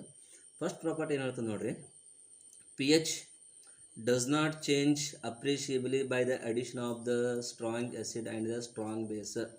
ಈ ಸಪೋಸ್ ನಾವು ಸೊಲ್ಯೂಷನ್ ತೊಗೊಂಡಿದ್ದೀವಿ ಅಂದ್ರೆ ಆ ಸೊಲ್ಯೂಷನ್ದು ಪಿ ಎಚ್ ಯಾವಾಗ ಭೀ ಚೇಂಜಸ್ ಆಗಂಗಿಲ್ಲ. ನೀವು ಸ್ಟ್ರಾಂಗ್ ಆ್ಯಸಿಡ್ ಅಡಿಷನ್ ಮಾಡಿರಿ ಅಥವಾ ಸ್ಟ್ರಾಂಗ್ ಬೇಸ್ ಅಡಿಷನ್ ಮಾಡಿರಿ, ಆ ಸೊಲ್ಯೂಷನ್ಗೆ ಏನೂ ಫರಕ ಬೀಳಂಗಿಲ್ಲ. ಇದು ಫಸ್ಟ್ ಪ್ರಾಪರ್ಟಿ ಅದ. ಸೆಕೆಂಡ್ ಪ್ರಾಪರ್ಟಿ ನಮಗೆ ಏನು ಹೇಳ್ತದೆ, it is kept for A long time. ಈ ಏನು ಸೊಲ್ಯೂಷನ್ ನಾವು ತಯಾರು ಮಾಡಿರ್ತೀವಿ ಬಫರ್ ಸೊಲ್ಯೂಷನ್, ಈ ಬಫರ್ ಸೊಲ್ಯೂಷನ್ಸ್ಗೆ ನಾವು ಲಾಂಗ್ ಟೈಮ್ ಇಡ್ಲಾಕ ಬರ್ತದೆ. ಅಂದ್ರೆ 3 ತಿಂಗಳ, 6 ತಿಂಗಳ, 1 ವರ್ಷ, 2 ವರ್ಷ ತನಕ ಭೀ ಇಡ್ಲಾಕ ಬರ್ತದೆ. ಅದರ ಯಾವುದೇ ರೀತಿ ಪಿ एच चेंजेस ಆಗಂಗಿಲ್ಲ. ओके, अजून एकदा सांगतो, प्रॉपर्टीज ऑफ बफर सोल्यूशनमध्ये किती आहे? फक्त 2 प्रॉपर्टीज आहे. पहिला प्रॉपर्टी आपल्याला काय सांगतात, तुम्ही एखाद्या बफर सोल्यूशनमध्ये स्ट्रॉंग ॲसिड ॲड करा किंवा स्ट्रॉंग बेस ॲड करा, त्या सोल्यूशनचं पी एचमध्ये कोणताही फरक होणार नाही. Means P H does not change appreciably by addition of strong acid and strong base, असं इथं स्पष्ट त्यांनी दिलेले आहेत. ओके, त्यानंतर दुसरे प्रॉपर्टी आपल्याला काय सांगतात, तर it is kept for a long time. हे जे बफर सोल्यूशन आहे, ह्या बफर सोल्यूशनला आपल्याला लॉंग टाईमपर्यंत ठेवता येणार आहे. समजा 3 महिन्यात ठेवू शकतात, काही सोल्यूशन 6 महिने, 1 वर्ष, 2 वर्ष, 3 वर्षपर्यंत बफर सोल्यूशनला आपल्याला ठेवता येणार आहे. त्याच्यामध्ये कुठल्याही पी एच चेंज होत नाही. ओके, एवढा 2 प्रॉपर्टी आहे. त्यानंतर पुढचं आहे applications of the buffer solution. प्रत्येक बफर सोल्यूशन जर तुम्ही घेतलं तर प्रत्येक फील्डमध्ये बफर सोल्यूशनचं भरपूर तिथं अप्लिकेशन्स आहे. ओके, तर प्रत्येक एक ಅಪ್ಲಿಕೇಶನ್ आपण ಸ್ಟಡಿ करत जाऊया. समजा ನೋಡ್ರಿ, ಅಪ್ಲಿಕೇಶನ್ ನಾವು ತೊಗೊಂಡ್ರೆ ಬಫರ್ ಸೊಲ್ಯೂಷನ್ದು ಪ್ರತಿಯೊಂದು ಫೀಲ್ಡ್ ಒಳಗೆ ಅದರ ಅಪ್ಲಿಕೇಶನ್ ನಮ್ಗೆ ನೋಡೋಕೆ ಸಿಗ್ತದೆ. ಅದರ ಬಯೋಕೆಮಿಕಲ್ ಸಿಸ್ಟಮ್ ಆಗಿರ್ಬೋದು, ಅಥವಾ ಅಗ್ರಿಕಲ್ಚರ್ ಸಿಸ್ಟಮ್ ಆಗಿರ್ಬೋದು, ಇಂಡಸ್ಟ್ರಿಯಲ್ ಸಿಸ್ಟಮ್ ಆಗಿರ್ಬೋದು, ಮೆಡಿಸಿನಲ್ ಆಗಿರ್ಬೋದು, ಅಥವಾ ಅನಾಲಿಟಿಕಲ್ ಕೆಮಿಸ್ಟ್ರಿಯಲ್ ಆಗಿರ್ಬೋದು, ಹಿಂಗೆ ಒಂದು 5 ಪಾಯಿಂಟ್ಸ್ ಕೊಟ್ಟಾರ. ಸೊ ಪ್ರತಿಯೊಂದು ಫೀಲ್ಡ್ ಒಳಗೆ ಬಫರ್ ಸೊಲ್ಯೂಷನ್ ಯೂಸ್ ಭರ್ಪೂರ ಅದ. ಹೆಂಗಿದೆ ಅಲ್ಲಕ್ಕೆ ನಾವು ಒಂದೊಂದಾಗಿ ಪಾಯಿಂಟ್ಸ್ ವೈಸ್ ನೋಡ್ಕೊತ ಹೋಗುತ್ತೆ. ಓಕೆ, ಬಯೋಕೆಮಿಕಲ್ ಪ್ರೊಸೆಸಿಂಗ್ ನಾವು ತೊಗೊಂಡ್ರೆ ಬಯೋಕೆಮಿಕಲ್ ಪ್ರೊಸೆಸ್ ಎಲ್ಲಿ ಆಗ್ತಿರ್ತದಪ್ಪ ಅಂದ್ರೆ ನಮ್ಮ ಹ್ಯೂಮನ್ ಬಾಡಿ ಒಳಗೆ ಆಗ್ತಿರ್ತದೆ. ತಮಗೆಲ್ಲ ಗೊತ್ತದ ಆಲ್ರೆಡಿ. ಓಕೆ, ಹ್ಯೂಮನ್ ಬಾಡಿ ಒಳಗೆ ಬರ್ತಪ್ಪ ಅಂದ್ರೆ ಫಸ್ಟ್ ಬರೋದು ಯಾವುದು, ಲಿಕ್ವಿಡ್ ಅಥವಾ ಬ್ಲಡ್ ಅಂತೇಳಿ ನಾವು ಕರಿತೇವೆ. So blood P H of blood in our body maintained ಎಷ್ಟು ಇರ್ತಪ್ಪ ಅಂದ್ರೆ 7.36 to 7.42 ಇರ್ತದೆ ಪಿ ಎಚ್ ವ್ಯಾಲ್ಯೂ. ಕರೆಕ್ಟಾ? ಇಟ್ಟೇ ಕರೆಕ್ಟ್ ಅದ. ಪಿ ಎಚ್ ವ್ಯಾಲ್ಯೂ ಯಾವಾಗಲೂ ನಮ್ಮ ಬಾಡಿ ಒಳಗೆ ಎಷ್ಟು ಇರ್ತಂದ್ರೆ ಬ್ಲಡ್ದು 7.36 to 7.42 ಇರ್ತದೆ. a small change in pH, that is 0.2% ಅಷ್ಟು value P H suppose change ಆಯ್ತಂದ್ರೆ ಏನಾಯ್ತು, ಹ್ಯೂಮನ್ ಬೀಯಿಂಗ್ ಮನುಷ್ಯ ಸಾಯೋ ಒಂದು ಪರಿಸ್ಥಿತಿ ಬಂದಿರ್ತದೆ ಮನುಷ್ಯ. ಓಕೆ, ಇನ್ನು ಮೂರೇ ನೋಡಬೇಕಾದ್ರೆ saline solution contains the buffer system to maintain the P H of the blood. ನಮ್ಮ ಬಾಡಿ ಒಳಗೆ ಕೆಲವೊಂದ್ಸಲ ಸಲೈನ್ ಹಚ್ತಾರೆ ಡಾಕ್ಟರ್ಗಳು. ಆ ಸಲೈನ್ ಒಳಗೆ ಸಹಿತ, ಸಲೈನ್ ಸೊಲ್ಯೂಷನ್ ಒಳಗೆ ಸಹಿತ ಬಫರ್ ಸೊಲ್ಯೂಷನ್ಗಳನ್ನು ಎಡಿಷನ್ ಮಾಡಿದ್ರು. ಯಾಕಂದ್ರೆ ನಮ್ಮ ಬ್ಲಡ್ದು ಪಿ ಎಚ್ ಅಲ್ಲಿ ಮೇಂಟೈನ್ ಆಗಬೇಕಾಗಿರ್ತದೆ. ಸೊ ಬ್ಲಡ್ದು ಪಿ ಎಚ್ ಜರ ಮೇಂಟೈನ್ ಮನುಷ್ಯ ಸಾಯ್ತಾನ. ಹಿಂಗಾಗಿ ಏನು ಮಾಡ್ತಾರೆ, ಬ್ಲಡ್ದು ಪಿ ಎಚ್ ಮೇಂಟೈನ್ ಇರೋ ಸಲುವಾಗಿ ಅಲ್ಲಿ ಏನು ಮಾಡ್ತಾರೆ, ಬಫರ್ ಸೊಲ್ಯೂಷನ್ಗಳನ್ನು ಅದರಲ್ಲಿ ಎಡಿಷನ್ ಮಾಡಿರ್ತಾರೆ. ಸೊ ಇದೇ ಹೆಡ್ಡಿಂಗ್ ಏನಾದ್ರು ಕೊಟ್ಟರಲ್ಲಿ ಬಯೋಕೆಮಿಕಲ್ ಪ್ರೊಸೆಸ್ ಅಂತೇಳಿ ಕೊಟ್ಟಾರೆ. ಮೇನ್ ಒಂದು ಬ್ಲಡ್ ಪಿ ಎಚ್ ಎಷ್ಟು ಇರಬೇಕು, 7.36 to 7.42 ಈ ಒಂದು ರೇಂಜ್ನಾಗ ಇದ್ದಾಕ್ರೆ ಹ್ಯೂಮನ್ ಬಾಡಿ जिवंत इरते ह्यूमन बॉडी सहित.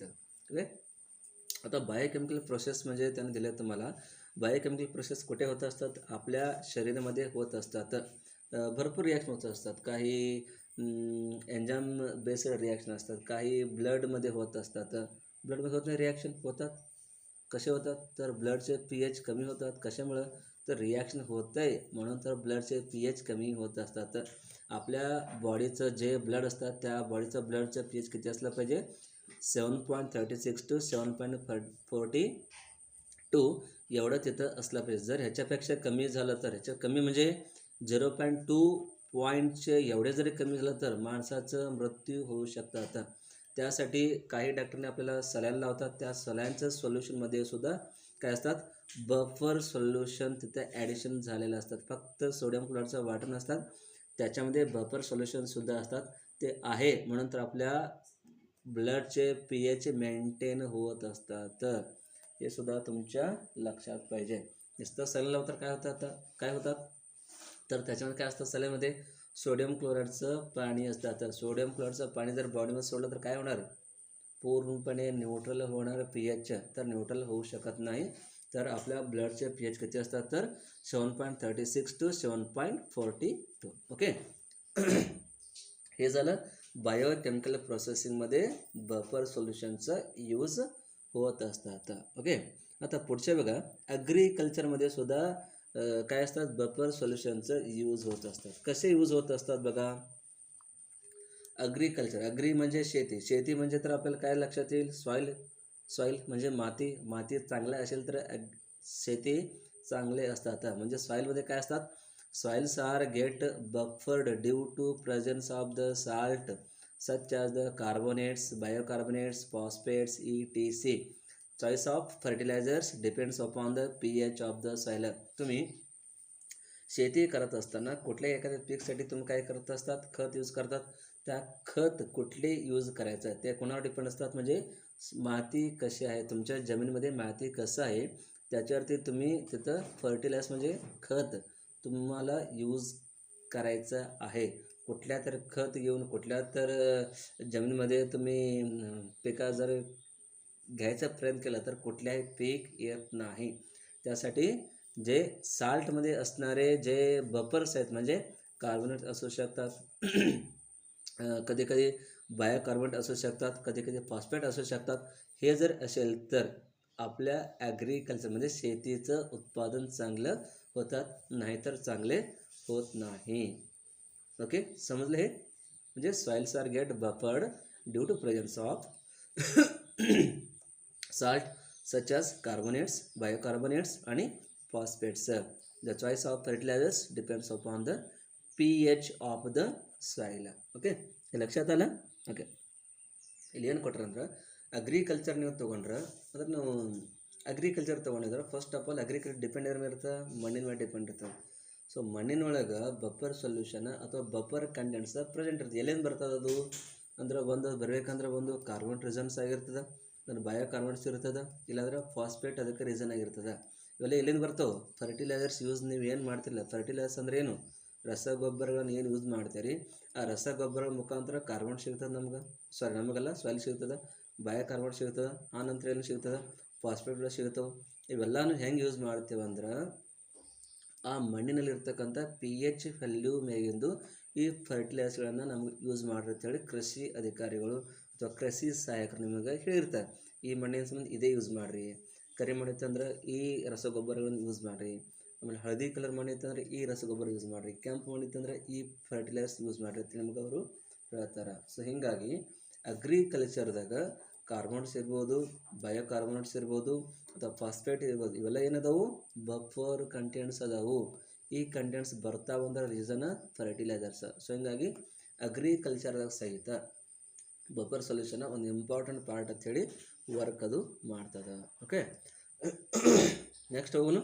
ಓಕೆ, ಥರ್ಡ್ ಬರ್ತದೆ ಇಂಡಸ್ಟ್ರಿ. ಇಂಡಸ್ಟ್ರಿ ಅಂದ್ರೆ ಬರಪುರ ಇಂಡಸ್ಟ್ರಿ ಬರ್ತವೆ. ಯಾವ್ದು ಇಂಡಸ್ಟ್ರಿ? ಪೇಪರ್ ಇಂಡಸ್ಟ್ರಿ ಬರ್ತದೆ, ಇಂಕ್ ಬರ್ತದೆ, ಡೈ ಬರ್ತದೆ, ಪೇಂಟ್ ಬರ್ತದೆ, ಡ್ರಗ್ ಇಂಡಸ್ಟ್ರಿ ಬರ್ತದೆ.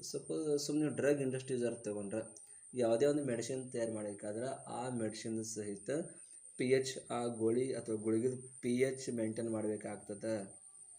ಸಪೋಸ್ ನೀವೇನಾರೇ pH ಮೇಂಟೈನ್ ಮಾಡಲಿದ್ರೆ ಆ ಗೋಳಿ ನಾವು ತೊಗೊಂಡ್ರೆ ನಮ್ಮ ಬಾಡಿ ಎಲ್ಲ ಪೂರ್ಣ ಬಿಗಡಿಸ್ತದೆ, ನಮ್ಮ ಬಾಡಿ ವರ್ಕೇ ಮಾಡೋಂಗಿಲ್ಲ. ಯಾವ್ದಾರ ಗೋಳಿ ತೊಗೊಂಡು ಏನು ಬೇರೆ ಪ್ರೊಸೆಸಿಂಗ್ ಬಿಡ್ತವೆ ಒಂದು ಬಾಡಿ ಒಳಗೆ. ಸೊ ಹೀಗಾಗಿ ನಾವೇನು ಮಾಡಿರ್ತಾರಪ್ಪ ಅಂದ್ರೆ ಕಂಟಿನ್ಯೂಸ್ ಆಗಿ ಬಫರ್ ಸೊಲ್ಯೂಷನ್ಗಳನ್ನು ಆ ಒಂದು ಕಂಟೆಂಟ್ಸ್ ಒಳಗೆ ಅವರು ಎಡಿಷನ್ ಮಾಡಿರ್ತಾರೆ. ಓಕೆ, ಇದೇ ಥರ ಪೇಪರ್ ಇಂಡಸ್ಟ್ರಿ ತೊಗೋರಿ, ಇಂಕ್ ತೊಗೋರಿ, ಡೈ ತೊಗೋರಿ, ಪೇಂಟ್ ತೊಗೋರಿ, ಪ್ರತಿಯೊಂದರೊಳಗೆ ಬಫರ್ ಸೊಲ್ಯೂಷನ್ಗಳನ್ನು ಎಡಿಷನ್ ಮಾಡಿರ್ತಾರೆ. ಸಪೋಸ್ ಸುಮ್ಮನೆ ಇಂಕ್ ಜರಿ ತೊಗೊಂಡ್ರಿ, ಇಂಕ್ ಅಂದ್ರೆ ಸರ್ ಈಗೆಲ್ಲ ಇಂಕ್ ಯೂಸ್ ಮಾಡ್ತಾರೆ ಹಿಂಗೆಲ್ಲ ಹೋಗ್ಬೇಡ್ರಿ. ಇಂಕ್ ಭರ್ಪೂರು ಜನ ಯೂಸ್ ಆಗ್ತದೆ. ಇಂಕ್ ಪ್ಯಾಡ್ ನೋಡಿರ್ಬೇಕಲ್ಲ, ಹೆಬ್ಬಟ್ಟ ಸಿಕ್ಕ ತೊಗೋತಾರೆ. ಯಾರು ಶಾಲೆ ಕಲಿಯೋದವ್ರು ಇರ್ತಾರಲ್ಲ ಅವ್ರು ಏನು ಮಾಡ್ತಾರೆ, ಹಿಂಗೆ ಎಡಗೈಯಿಂದ ಹೆಬ್ಬೆಟ್ಟು ತೊಗೋತಾರೆ, ಒತ್ತಾರೆ ಪ್ಯಾಡ್ ಮ್ಯಾಗ. ಒತ್ತೆಲ್ಲರೆ ಸೈ ಜನಾಗ ಅವರು ತಮ್ಮ ಹೆಬ್ಬೆಟ್ಟನ್ನು ಒತ್ತಾರೆ, ಅಲ್ಲಿ ಇಂಕ್ ಪ್ಯಾಡ್ ತಯಾರಾಗ್ತದೆ. ಆ ಇಂಕ್ ಪ್ಯಾಡ್ ಇರಬೇಕಾದ್ರೆ ಇಂಕ್ ಪ್ಯಾಡ್ ಮ್ಯಾಗ ಇಂಕಲ್ಲಿ ಹಾಕಬೇಕಾಗ್ತದೆ.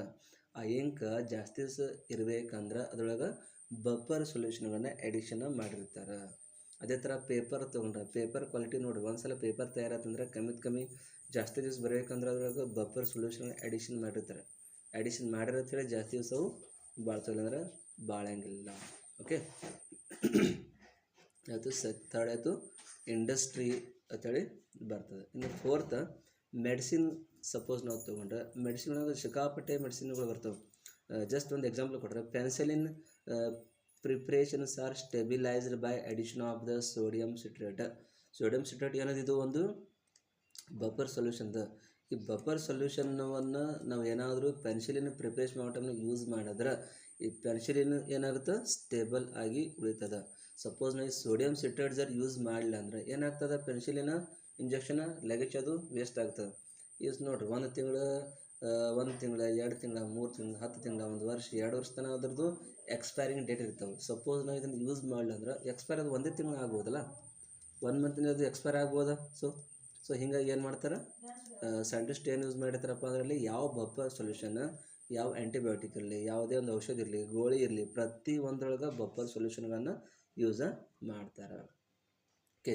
तर मेडिसिनमध्ये काय दिलं बघा, कुठल्याही एखाद्या गोळी घ्या किंवा औषध घ्या त्याच्यावर सुद्धा बफर सोल्युशनचा यूज होत असतात. तर एक एक्झाम्पल दिलं तुम्हाला, पेनिसिलिन तयार करत असताना त्या तयार झाल्यानंतर ते स्टेबल होण्यासाठी त्याने काय यूज करतात, सोडियम सिट्रेट नावाचं एक बफर सोल्युशन आहे.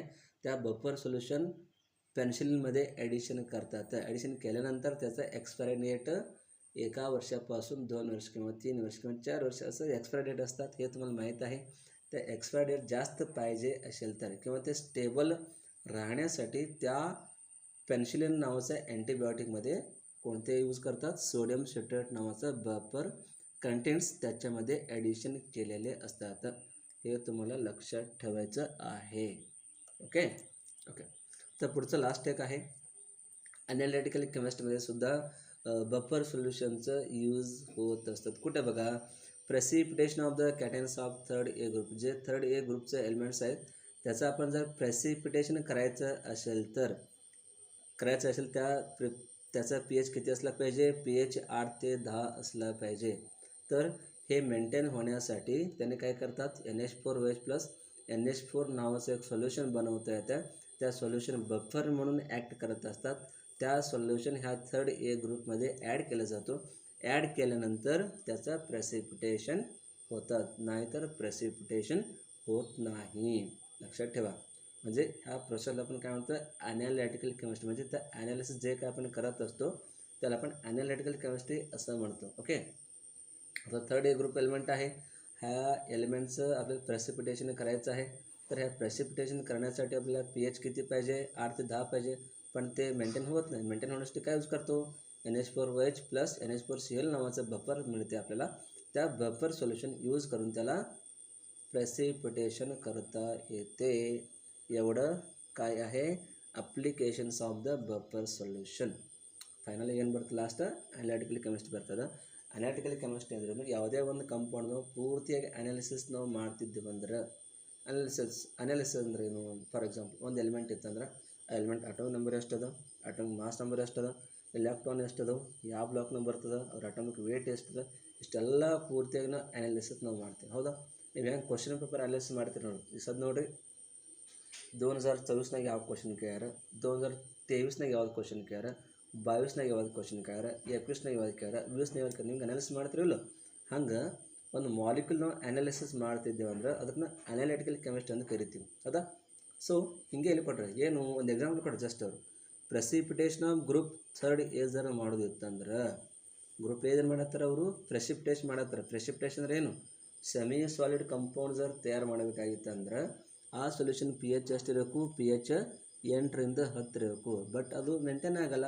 ಅದು ಮೇಂಟೈನ್ ಆಗಕ್ಕೆ ಏನು ಮಾಡ್ತಾರೆ ಅವರು, NH4OH ಪ್ಲಸ್ NH4Cl ಅಂತಕ್ಕಂಥ ಬಫರ್ ಸೊಲ್ಯೂಷನ್ ಸಿಗ್ತದೆ. ಆ ಬಫರ್ ಸೊಲ್ಯೂಷನ್ ತಗೊಂಡು ಇದ್ರ ಪ್ರೆಸಿಪಿಟೇಷನ್ ಮಾಡೋಕ್ಕೆ ಅವರು ಯೂಸ್ ಮಾಡ್ತಾರೆ. ಓಕೆ. ಸೊ ಎಷ್ಟು ಏನದಪ್ಪ ಅಂದ್ರೆ ಇವು application of the buffer solution ಅಂತ ಹೇಳ್ತೀವಿ. ಇನ್ನೊಂದು ಹೇಳ್ಬೇಕು ನೋಡ್ರಿ, ಲಾಸ್ಟ್ ಐದನೇ ಯಾವುದು ಅನಾಲಿಟಿಕಲ್ ಕೆಮಿಸ್ಟ್ರಿ, 4ನೇದು ಮೆಡಿಸಿನ್, 3ನೇದು ಇಂಡಸ್ಟ್ರಿ, 2nd ಅಗ್ರಿಕಲ್ಚರ್, ಫಸ್ಟ್ ಯಾವ್ದು ಬರ್ತದೆ ಇನ್ ದ ಬಯೋಕೆಮಿಕಲ್ ಸಿಸ್ಟಮ್. ಈ ಥರ ಒಂದು 5 ಅಪ್ಲಿಕೇಶನ್ಸ್ ಅದಾವೆ. 5 ಅಪ್ಲಿಕೇಶನ್ ವ್ಯವಸ್ಥಿತ ಸ್ಟಡಿ ಮಾಡಿರಿ. ಬೇಕಾದ್ರೆ ಸ್ಕ್ರೀನ್ಶಾಟ್ ಹೊಡ್ಕೊರಿ, ಇಲ್ಲಾಂದ್ರೆ ನಿಮ್ಗೆ ವಾಟ್ಸಪ್ ಗ್ರೂಪ್ನಾಗ PDF ಕಳಿಸಿರ್ತೀನಿ. ಇದ್ರದ್ದು PDF ಅದ ವ್ಯವಸ್ಥಿತವಾಗಿ ಸ್ಟಡಿ ಮಾಡಿರಿ. ಓಕೆ ಓಕೆ ನೆಕ್ಸ್ಟ್ ಹೋಗೋನು. ಓಕೆ ನೆಕ್ಸ್ಟ್ ಬರ್ತದೆ ಸಾಲ್ಯುಬಿಲಿಟಿ ಈಕ್ವಿಲಿಬ್ರಿಯಾ. ಈ ಸಾಲ್ಯುಬಿಲಿಟಿ ಈಕ್ವಿಲಿಬ್ರಿಯಾ ಅಂದ್ರೇನು, ಅದರ ಒಂದು ಡೆರಿವೇಷನ್ ಯಾವ ಥರ ಬರ್ತದೆ, ಆಮೇಲೆ ಡೆಫಿನೇಷನ್ ಏನು ಬರ್ತದೆ, ಆಮೇಲೆ ಕೆಲವೊಂದು ಕ್ಲಾಸ್ ವರ್ಕ್ ಭೀ ಅದಾವೆ, ಅದನ್ನು ಸ್ವಲ್ಪ ನಾವು ನೋಡ್ಕೊತ ಸ್ವಲ್ಪ ಯಾಕೆ ಸಿಕ್ಕಾಪಟ್ಟಿ ಕೊಟ್ಟರೆ ಪೂರ್ತಿ ಡೆಫಿನೇಷನ್ ಬರ್ತದೆ, ಆಮೇಲೆ ಈಕ್ವೇಷನ್ ಬರ್ತದೆ, ಆಮೇಲೆ ಅದರದ್ದು ಕ್ಲಾಸ್ ವರ್ಕ್ ಅದು. ಓಕೆ ಸಾಲ್ಯುಬಿಲಿಟಿ ಈಕ್ವಿಲಿಬ್ರಿಯಾ ಫಸ್ಟ್ ಡೆಫಿನೇಷನ್ ನೋಡಿ ಏನು ಕೊಟ್ರೆ, ಸಾಲ್ಯುಬಿಲಿಟಿ ಈಕ್ವಿಲಿಬ್ರಿಯಾ. ಸಾಲ್ಯುಬಿಲಿಟಿ ಅಂದ ಕೂಡಲೇ ಹೆಡ್ಡಿಂಗ್ ಏನು ಕೊಟ್ಟರೆ, ಸಾಲ್ಯುಬಿಲಿಟಿ ಅಂದ್ರೆ ಯಾವುದೇ ಒಂದು ಸೊಲ್ಯೂಷನ್ ಇತ್ತಂದ್ರೆ ಅದರೊಳಗೆ ಒಂದು ಸಾಲಿಡ್ ಕಂಪೌಂಡ್ ಎಷ್ಟು ಪ್ರಮಾಣದಾಗ ಸಾಲ್ಯುಬಲ್ ಆಗ್ಯದ ಮತ್ತು ಈಕ್ವಿಲಿಬ್ರಿಯಮ್ ಯಾವ ಥರ ಆಗ್ತದೆ ಅನ್ನೋದಕ್ಕೆ ನಾವು ಸಿಂಪಲಾಗಿ ಸಾಲ್ಯುಬಿಲಿಟಿ ಈಕ್ವಿಲಿಬ್ರಿಯಮ್ ಅಂತೀವಿ. ಅಥವಾ ಡೆಫಿನೇಷನ್ನು ಕೊಟ್ಟರೆ ನೋಡಿರಿ, equilibrium exist between the dissolved solid compound undissolved ions in the saturated solution. ನಾನು ಅದೇ ಹೇಳ್ದೆ, ಇಲ್ಲಿ ಅದೇ ಕೊಟ್ಟರವ್ರು. ಯಾವುದೇ ಒಂದು ಸ್ಯಾಚುರೇಟೆಡ್ ಸೊಲ್ಯೂಷನ್ ಒಳಗೆ ಒಂದು ಸಾಲಿಡ್ ಕಂಪೌಂಡ್ ನಾವು ಡಿಸಾಲ್ವ್ ಮಾಡಿದ್ದೇವೆ ಅಂದ್ರೆ ಅದರೊಳಗೆ ಡಿಸಾಲ್ವ್ ಅಯನ್ಸ್ಗಳು ಇರ್ತಾವೆ ಮತ್ತು ಅನ್ಡಿಸಾಲ್ವ್ಡ್ ಅಯನ್ಸ್ಗಳು ಇರ್ತಾವೆ. ಸೊ ಅವೆರಡು ಅಯನ್ಸ್ಗಳು ಸಪೋಸ್ ಈಕ್ವಿಲಿಬ್ರಿಯಮ್ ಜರ್ ಎಕ್ಸಿಸ್ಟ್ ಆಯ್ತು ಅಂದ್ರೆ, ಸ್ಟಾರ್ಟಿಂಗ್ ಕೊಟ್ಟರೆ ನೋಡಿ, equilibrium exist between the dissolved solid compound and undissolved ions in the saturated solution, it is known as the solubility equilibria. Suppose ಒಂದು ಸಾಲಿಡ್ ಕಂಪೌಂಡ್ ಅಂತೇಳಿ AgCl ತೊಗೊಂಡಿದ್ರೆ, AgCl ಸಿಲ್ವರ್ ಕ್ಲೋರೈಡ್ ಅದ. ಈ ಸಿಲ್ವರ್ ಕ್ಲೋರೈಡ್ ಸಾಲಿಡ್ ಕಂಪೌಂಡ್, ಇದಕ್ಕೆ ನಾವು ಯಾವಾಗ dissolve ಮಾಡ್ತೇವೆ ಆವಾಗ ಒಂದು Ag+ನಲ್ಲಿ ತಯಾರಾಗ್ತದೆ, ಹೌದಾ. ಒಂದು Ag+, ಇನ್ನೊಂದು Cl- ಸೈನ್ಸ್ನಾಗ ತಯಾರಾದ ಬಳಿಕ ಇದಕ್ಕೆ ನಾವು ಈಕ್ವಿಲಿಬ್ರಿಯಮ್ ಕಾನ್ಸ್ಟೆಂಟ್ ಜರ್ ಬರ್ದೇವು ಅಂದ್ರೆ, ಈಕ್ವಿಲಿಬ್ರಿಯಮ್ ಕಾನ್ಸ್ಟೆಂಟ್ ಏನು ಯೂಸ್ ಮಾಡ್ತೇವೆ, K ಅಂತ ಯೂಸ್ ಮಾಡ್ತೇವೆ. ಸಪೋಸ್ K ಜರ್ ನಮ್ಗೆ ತೆಗಿಬೇಕಾಗಿತ್ತು ಅಂದ್ರೆ ಏನು ತೊಗೋತೇವೆ, K = ಪ್ರಾಡಕ್ಟ್ ಅಪಾನ್ ರಿಯಾಕ್ಟೆಂಟ್ ತೊಗೋತೇವೆ. K = product upon reactant. Product ಏನದಿಲ್ಲಿ Ag+Cl- ಅದ, ಅದನ್ನು ನಾವು ತೊಗೊಂಡಿದ್ದೆವು, ಹೌದಾ.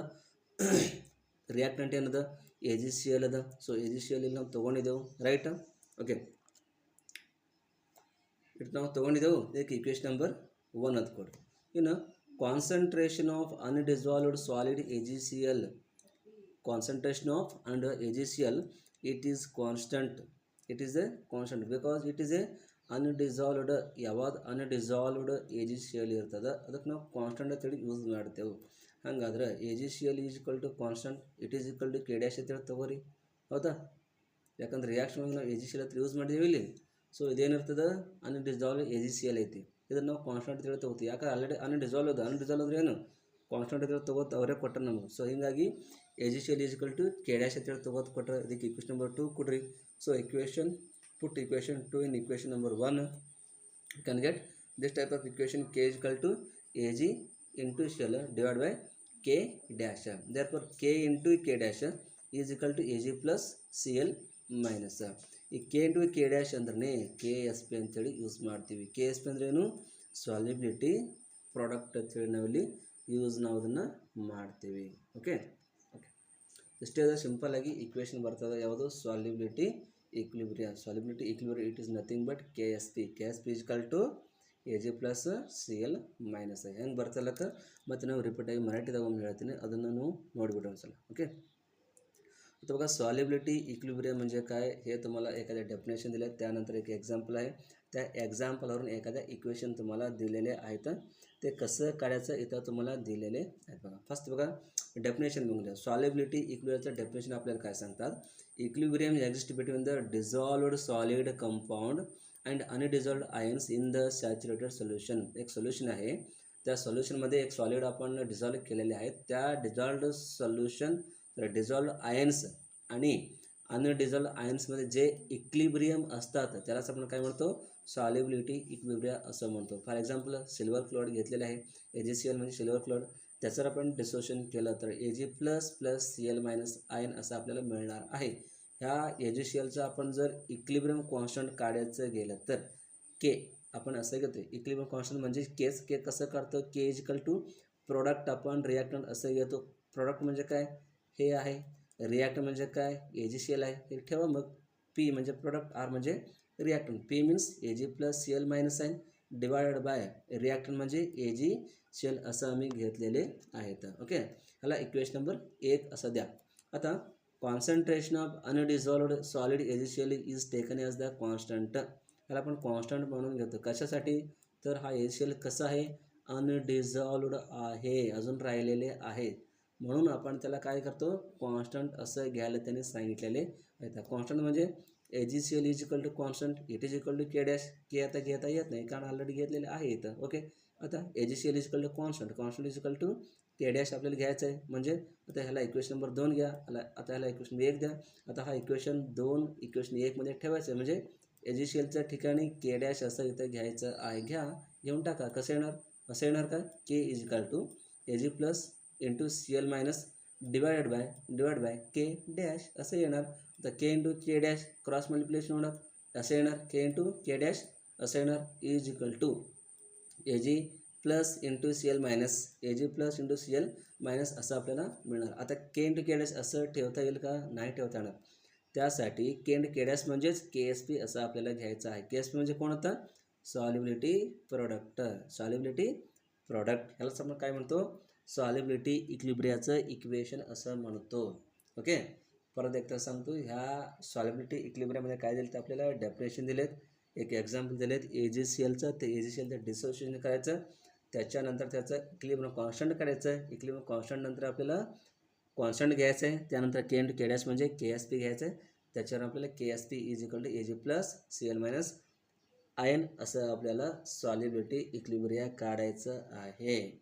असंच तुम्हाला एक्झाममध्ये ह्याच्यावरूनच एक्झाम्पल इथं येत असतं. एक्झाम्पल कसे येत असतात बघा.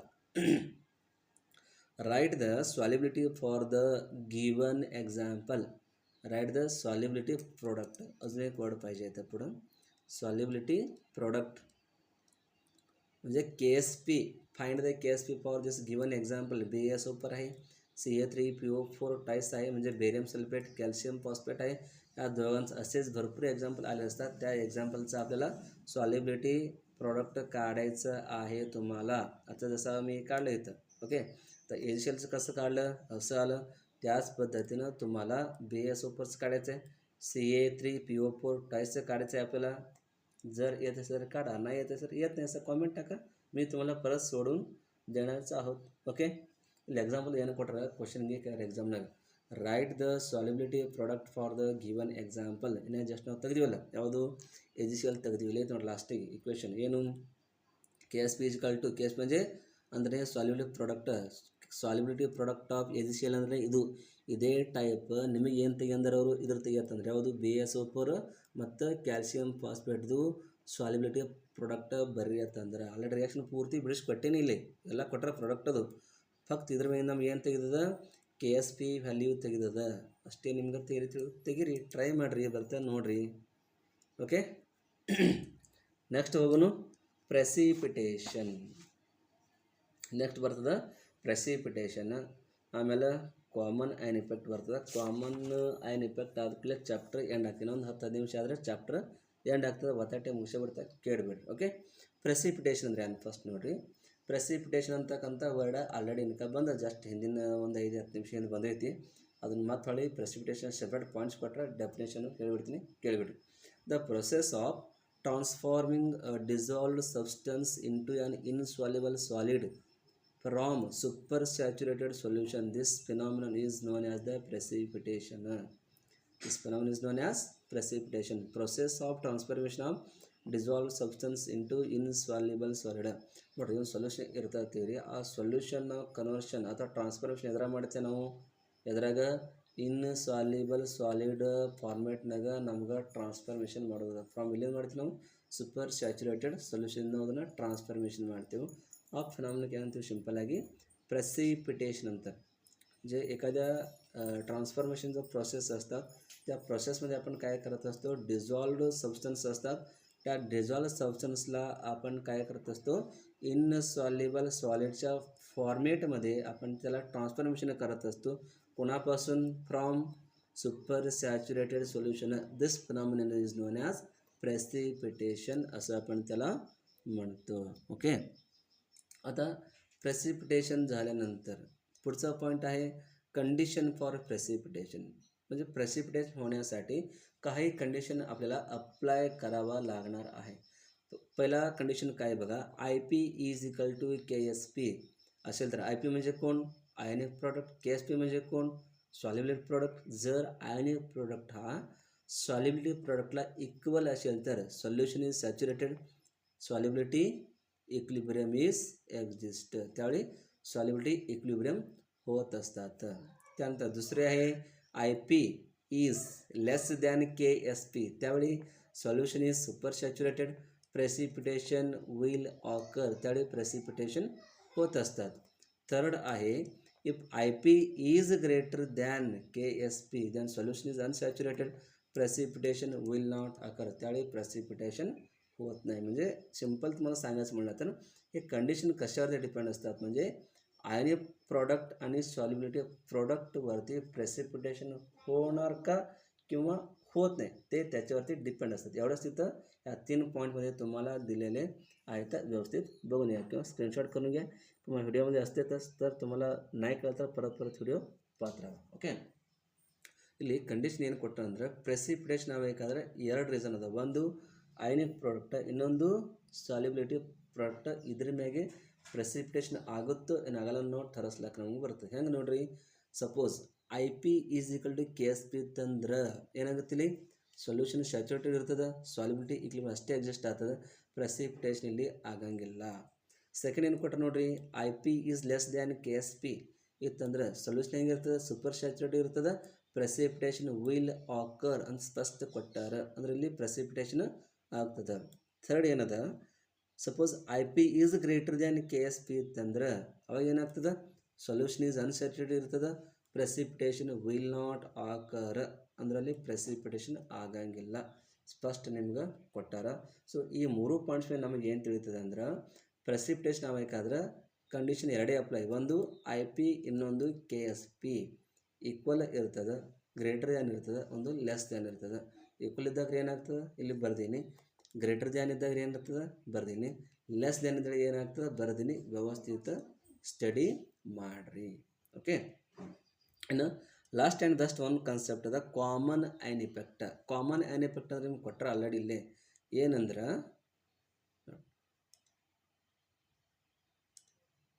Common ion effect. ಒಂದು ನಿಮಿಷ ಸ್ಲೈಡ್ ಇಲ್ಲೇ ಹರಿಯೋದೊಂದು ನೆನಪಾರಿ. ಓಕೆ, ಕಾಮನ್ ಆ್ಯನ್ ಅಂದ್ರೆ ನಿಮ್ಮ ಹೆಡ್ಡಿಂಗ್ನೆಲ್ಲ ಕೊಟ್ಟಿರೋ ಹಂಗೆ ಕಾಮನ್ ಆ್ಯನ್ ಇಫೆಕ್ಟ್ ಅದು ಕೊಟ್ಟರೆ. ಕಾಮನ್ ಆ್ಯನ್ ಇಫೆಕ್ಟ್ ಅಂದ್ರೇನು, ಸಪೋಸ್ ನಿಮ್ಮ ಹತ್ರ ಒಂದು 2 ಸೊಲ್ಯೂಷನ್ ಅಂತ ತಿಳ್ಕೊರಿ, ವೀಕ್ ಆಸಿಡ್ ಅಥವಾ 2 ಯಾವುದೋ ಸಾಲ್ಟ್ ಅಂತ ತಿಳ್ಕೊರಿ. ಆ ಸೊಲ್ಯೂಷನ್ದಾಗ ಯಾವಾಗ ಡಿಸೊಲ್ಯೂಷನ್ ಆಗ್ತಾವೆ, ಡಿಸೊಲ್ಯೂಷನ್ ಆದ ಬಳಿಕ ಕಾಮನ್ ಆ್ಯನ್ಸ್ಗಳು ನಮಗೆ ನೋಡ್ಲಿಕ್ಕೆ ಸಿಗ್ತವೆ. ಸಪೋಸ್ ಇದರೊಳಗೆ CH3COO ಮೈನಸ್ ಇಲ್ಲಿ ಒಂದು ಐನ್ಸ್ ಅದ, ಇದರೊಳಗೆ ಬಿ CH3COO ಮೈನಸ್ ಇಲ್ಲಿ ಒಂದು ಐನ್ಸ್ ಅದ. ಇವೆರಡು ಐನ್ಸ್ ಹೆಂಗೆ ಅದಾವ ಅಂದ್ರೆ ಎರಡು ಕಾಮನ್ಸ್ ಅದು. ಸೊ 2 ಐನ್ಸ್ಗಳು ಯಾವಾಗ ಕಾಮನ್ ಬರುತ್ತವೆ ಅವಾಗ ಏನ್ರಿ ಇಫೆಕ್ಟ್ ಆಗ್ತಂದ್ರೆ ಅದಕ್ಕೆ ಕಾಮನ್ ಆ್ಯನ್ ಇಫೆಕ್ಟ್ ಅಂತಾರೆ ಸಿಂಪಲ್ ಆಗಿ. ಓಕೆ, ತಿಳ್ಕೊರಿ.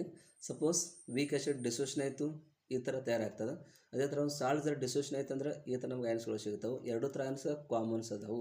ಈ ಕಾಮನ್ ಐನ್ಸ್ ಯಾವತ್ತು ತಯಾರಾಗ್ತಾವೆ ಅವಾಗ ಏನಾಗ್ತದೆ ನೋಡಿರಿ, both acid and salt produces common an CH3COO minus ion in the solution, and CH3COO dissociates completely. It provides high concentration of CH3COO minus ions. The common ion effect state that so ಯಾವಾಗ ಈ ಥರ ಐನ್ಸ್ಗಳು create ಆಗ್ತಾವೆ ಒಂದು ಸೊಲ್ಯೂಷನ್ದಾಗ ಅವಾಗ ಈ common ion effect ನಮಗೆ ಏನು ಹೇಳ್ತದೆ, ionisation of weak electrolyte is suppressed. Ionisation of weak electrolyte is suppressed. ಇಲ್ಲಿ ಸಪ್ರೆಸ್ಡ್ ಅಂದರೆ ಅದಕ್ಕೊಂದು ಸಪ್ರೇಟ್ ಮೀನಿಂಗ್. ಸಪ್ರೆಸ್ಡ್ ಅಂದರೆ ಏನು, ಟು ಸ್ಟಾಪ್ ಸಮಥಿಂಗ್. ಸಪ್ರೆಸ್ಡ್ ಅಂದರೆ ಏನಿಲ್ಲಿ ಟು ಸ್ಟಾಪ್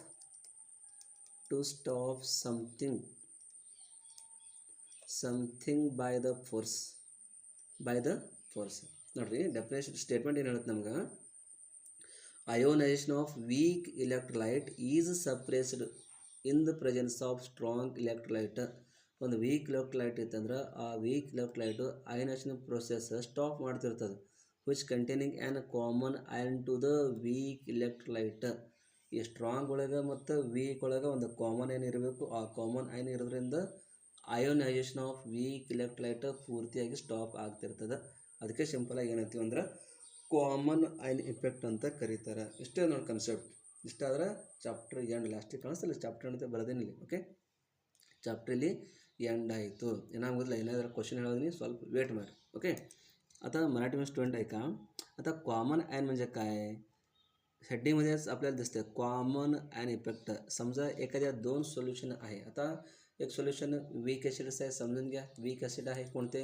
CH3COOH म्हणजे ॲसिटिक ॲसिड आहे. दुसरीकडे कोणते आहे? साल्ट आहे. हे दोघांमध्ये एखाद्या कॉमन आयन असला पाहिजे. आता CH3COOH मध्ये कुठल्या कॉमन आयन आहेत? हा कॉमन आयन आहे. त्यानंतर CH3COONA मध्ये सुद्धा एक कॉमन आयन आहेत. हे दोन्ही कॉमन आयन ज्यावेळी असतात तर त्या सोल्युशनमध्ये एक मॉलिक्युल काय करत असतात, तिथं high concentration of the common ion provide तिथं करत असतात. म्हणजे आपल्याला हे कॉमन अँड इफेक्ट स्टेटमेंट इथं तयार झालं. काय तयार झालं तर ionisation of weak electrolyte is suppressed by in presence of strong electrolyte containing an common ion to the weak electrolyte. म्हणजे ionization of the weak electrolyte stop करणे. कोणापासून स्टॉप करणे? स्ट्रॉंग इलेक्ट्रोलाइट यूज करून स्टॉप करायचं आहे. तर त्या weak electrolyte आणि स्ट्रॉंग इलेक्ट्रोलाइटमध्ये एखाद्या कॉमन आयन तिथं प्रेझेंट असलं पाहिजे. त्यामुळं त्यांनी एक्झाम्पल तुम्हाला कुठले दिलेत? हे एक्झाम्पल तुम्हाला दिलेले आहेत. एक ॲसिटिक ॲसिड आहे आणि एक CH3COONA आहे. ह्या दोघांमध्ये हा दोन्ही कॉमन आहे. हे दोघांचं जर आपण सोल्युशन बनवलं तर तिथं काय होत असतात? नेमकं ionisation of the weak electrolyte तिथं होत नाही. त्यालाच आपण काय म्हणतो? कॉमन आयन इफेक्ट असं म्हणतो. ओके, इथं तुमचं चॅप्टर पूर्णपणे एंड झालेले आहे. आता ह्या चॅप्टरवरती क्वेश्चन कसे विचारतात ते आपण एक एक पाहूया. फेब्रुवारी 2024मध्ये म्हणजे ह्या वर्षी झालेलं फेब्रुवारीमध्ये ज्यावेळी एक्झाम होतं बोर्डाचं, त्या एक्झाममध्ये कोणते क्वेश्चन विचारले? क्वेश्चन नंबर 25 विचारलेलं आहे. तर define the acids and bases according to Bronsted Lowry theory अनुसार हा 2 मार्काचा क्वेश्चन विचारलेले आहेत. ब्रॉन्स्टेड लावरी थेअरी अनुसार ॲसिड आणि बेसचं डेफिनेशन तुम्हाला लिहायचं आहे. ते तुम्हाला पार्ट 1मध्ये आहे, व्यवस्थित सांगितलेले आहेत, तिथं तुम्ही पाहू शकता. त्यानंतर derive the relation between the pH and pOH हे सुद्धा विचारलेले आहेत. हे सुद्धा तुम्हाला 2 मार्कासाठी विचारलेले आहेत. म्हणजे हा क्वेश्चन कुठे आलेले असतात? सेक्शन डीमध्ये हा क्वेश्चन तिथं आलेले असतात. ते बघून घ्यावं.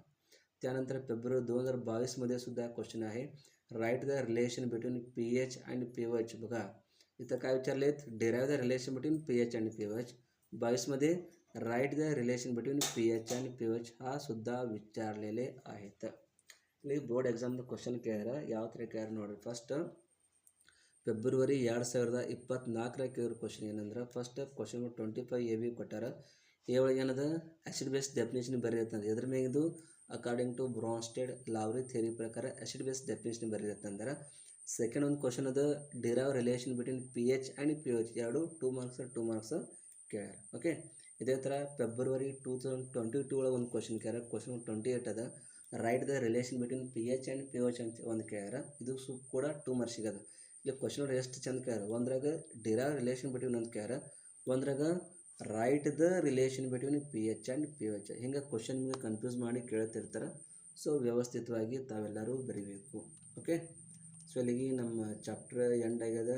ವ್ಯವಸ್ಥಿತ ಚಾಪ್ಟರ್ ಓದ್ರಿ. ಇನ್ನೂ ಯಾರೇ ನೋಡಿದ್ಲ ಅಂದ್ರೆ ಈ ವಿಡಿಯೋ ಲಿಂಕ್ ಅವ್ರಿಗೆ ಸಹಿತ ಕಳಿಸ್ರಿ, ಅವರು ಸಹಿತ ನೋಡಲಿ ಅಂತ ಹೇಳ್ತಾ ಈ ಚಾಪ್ಟರ್ ಎಲ್ಲಿಗೆ ಎಂಡ್ ಮಾಡ್ತೀನಿ. ಮತ್ತು ಮುಂದಿನ ಚಾಪ್ಟರ್ನಾಗ ಸಿಗೋಣ ಅಂತ. Thank you.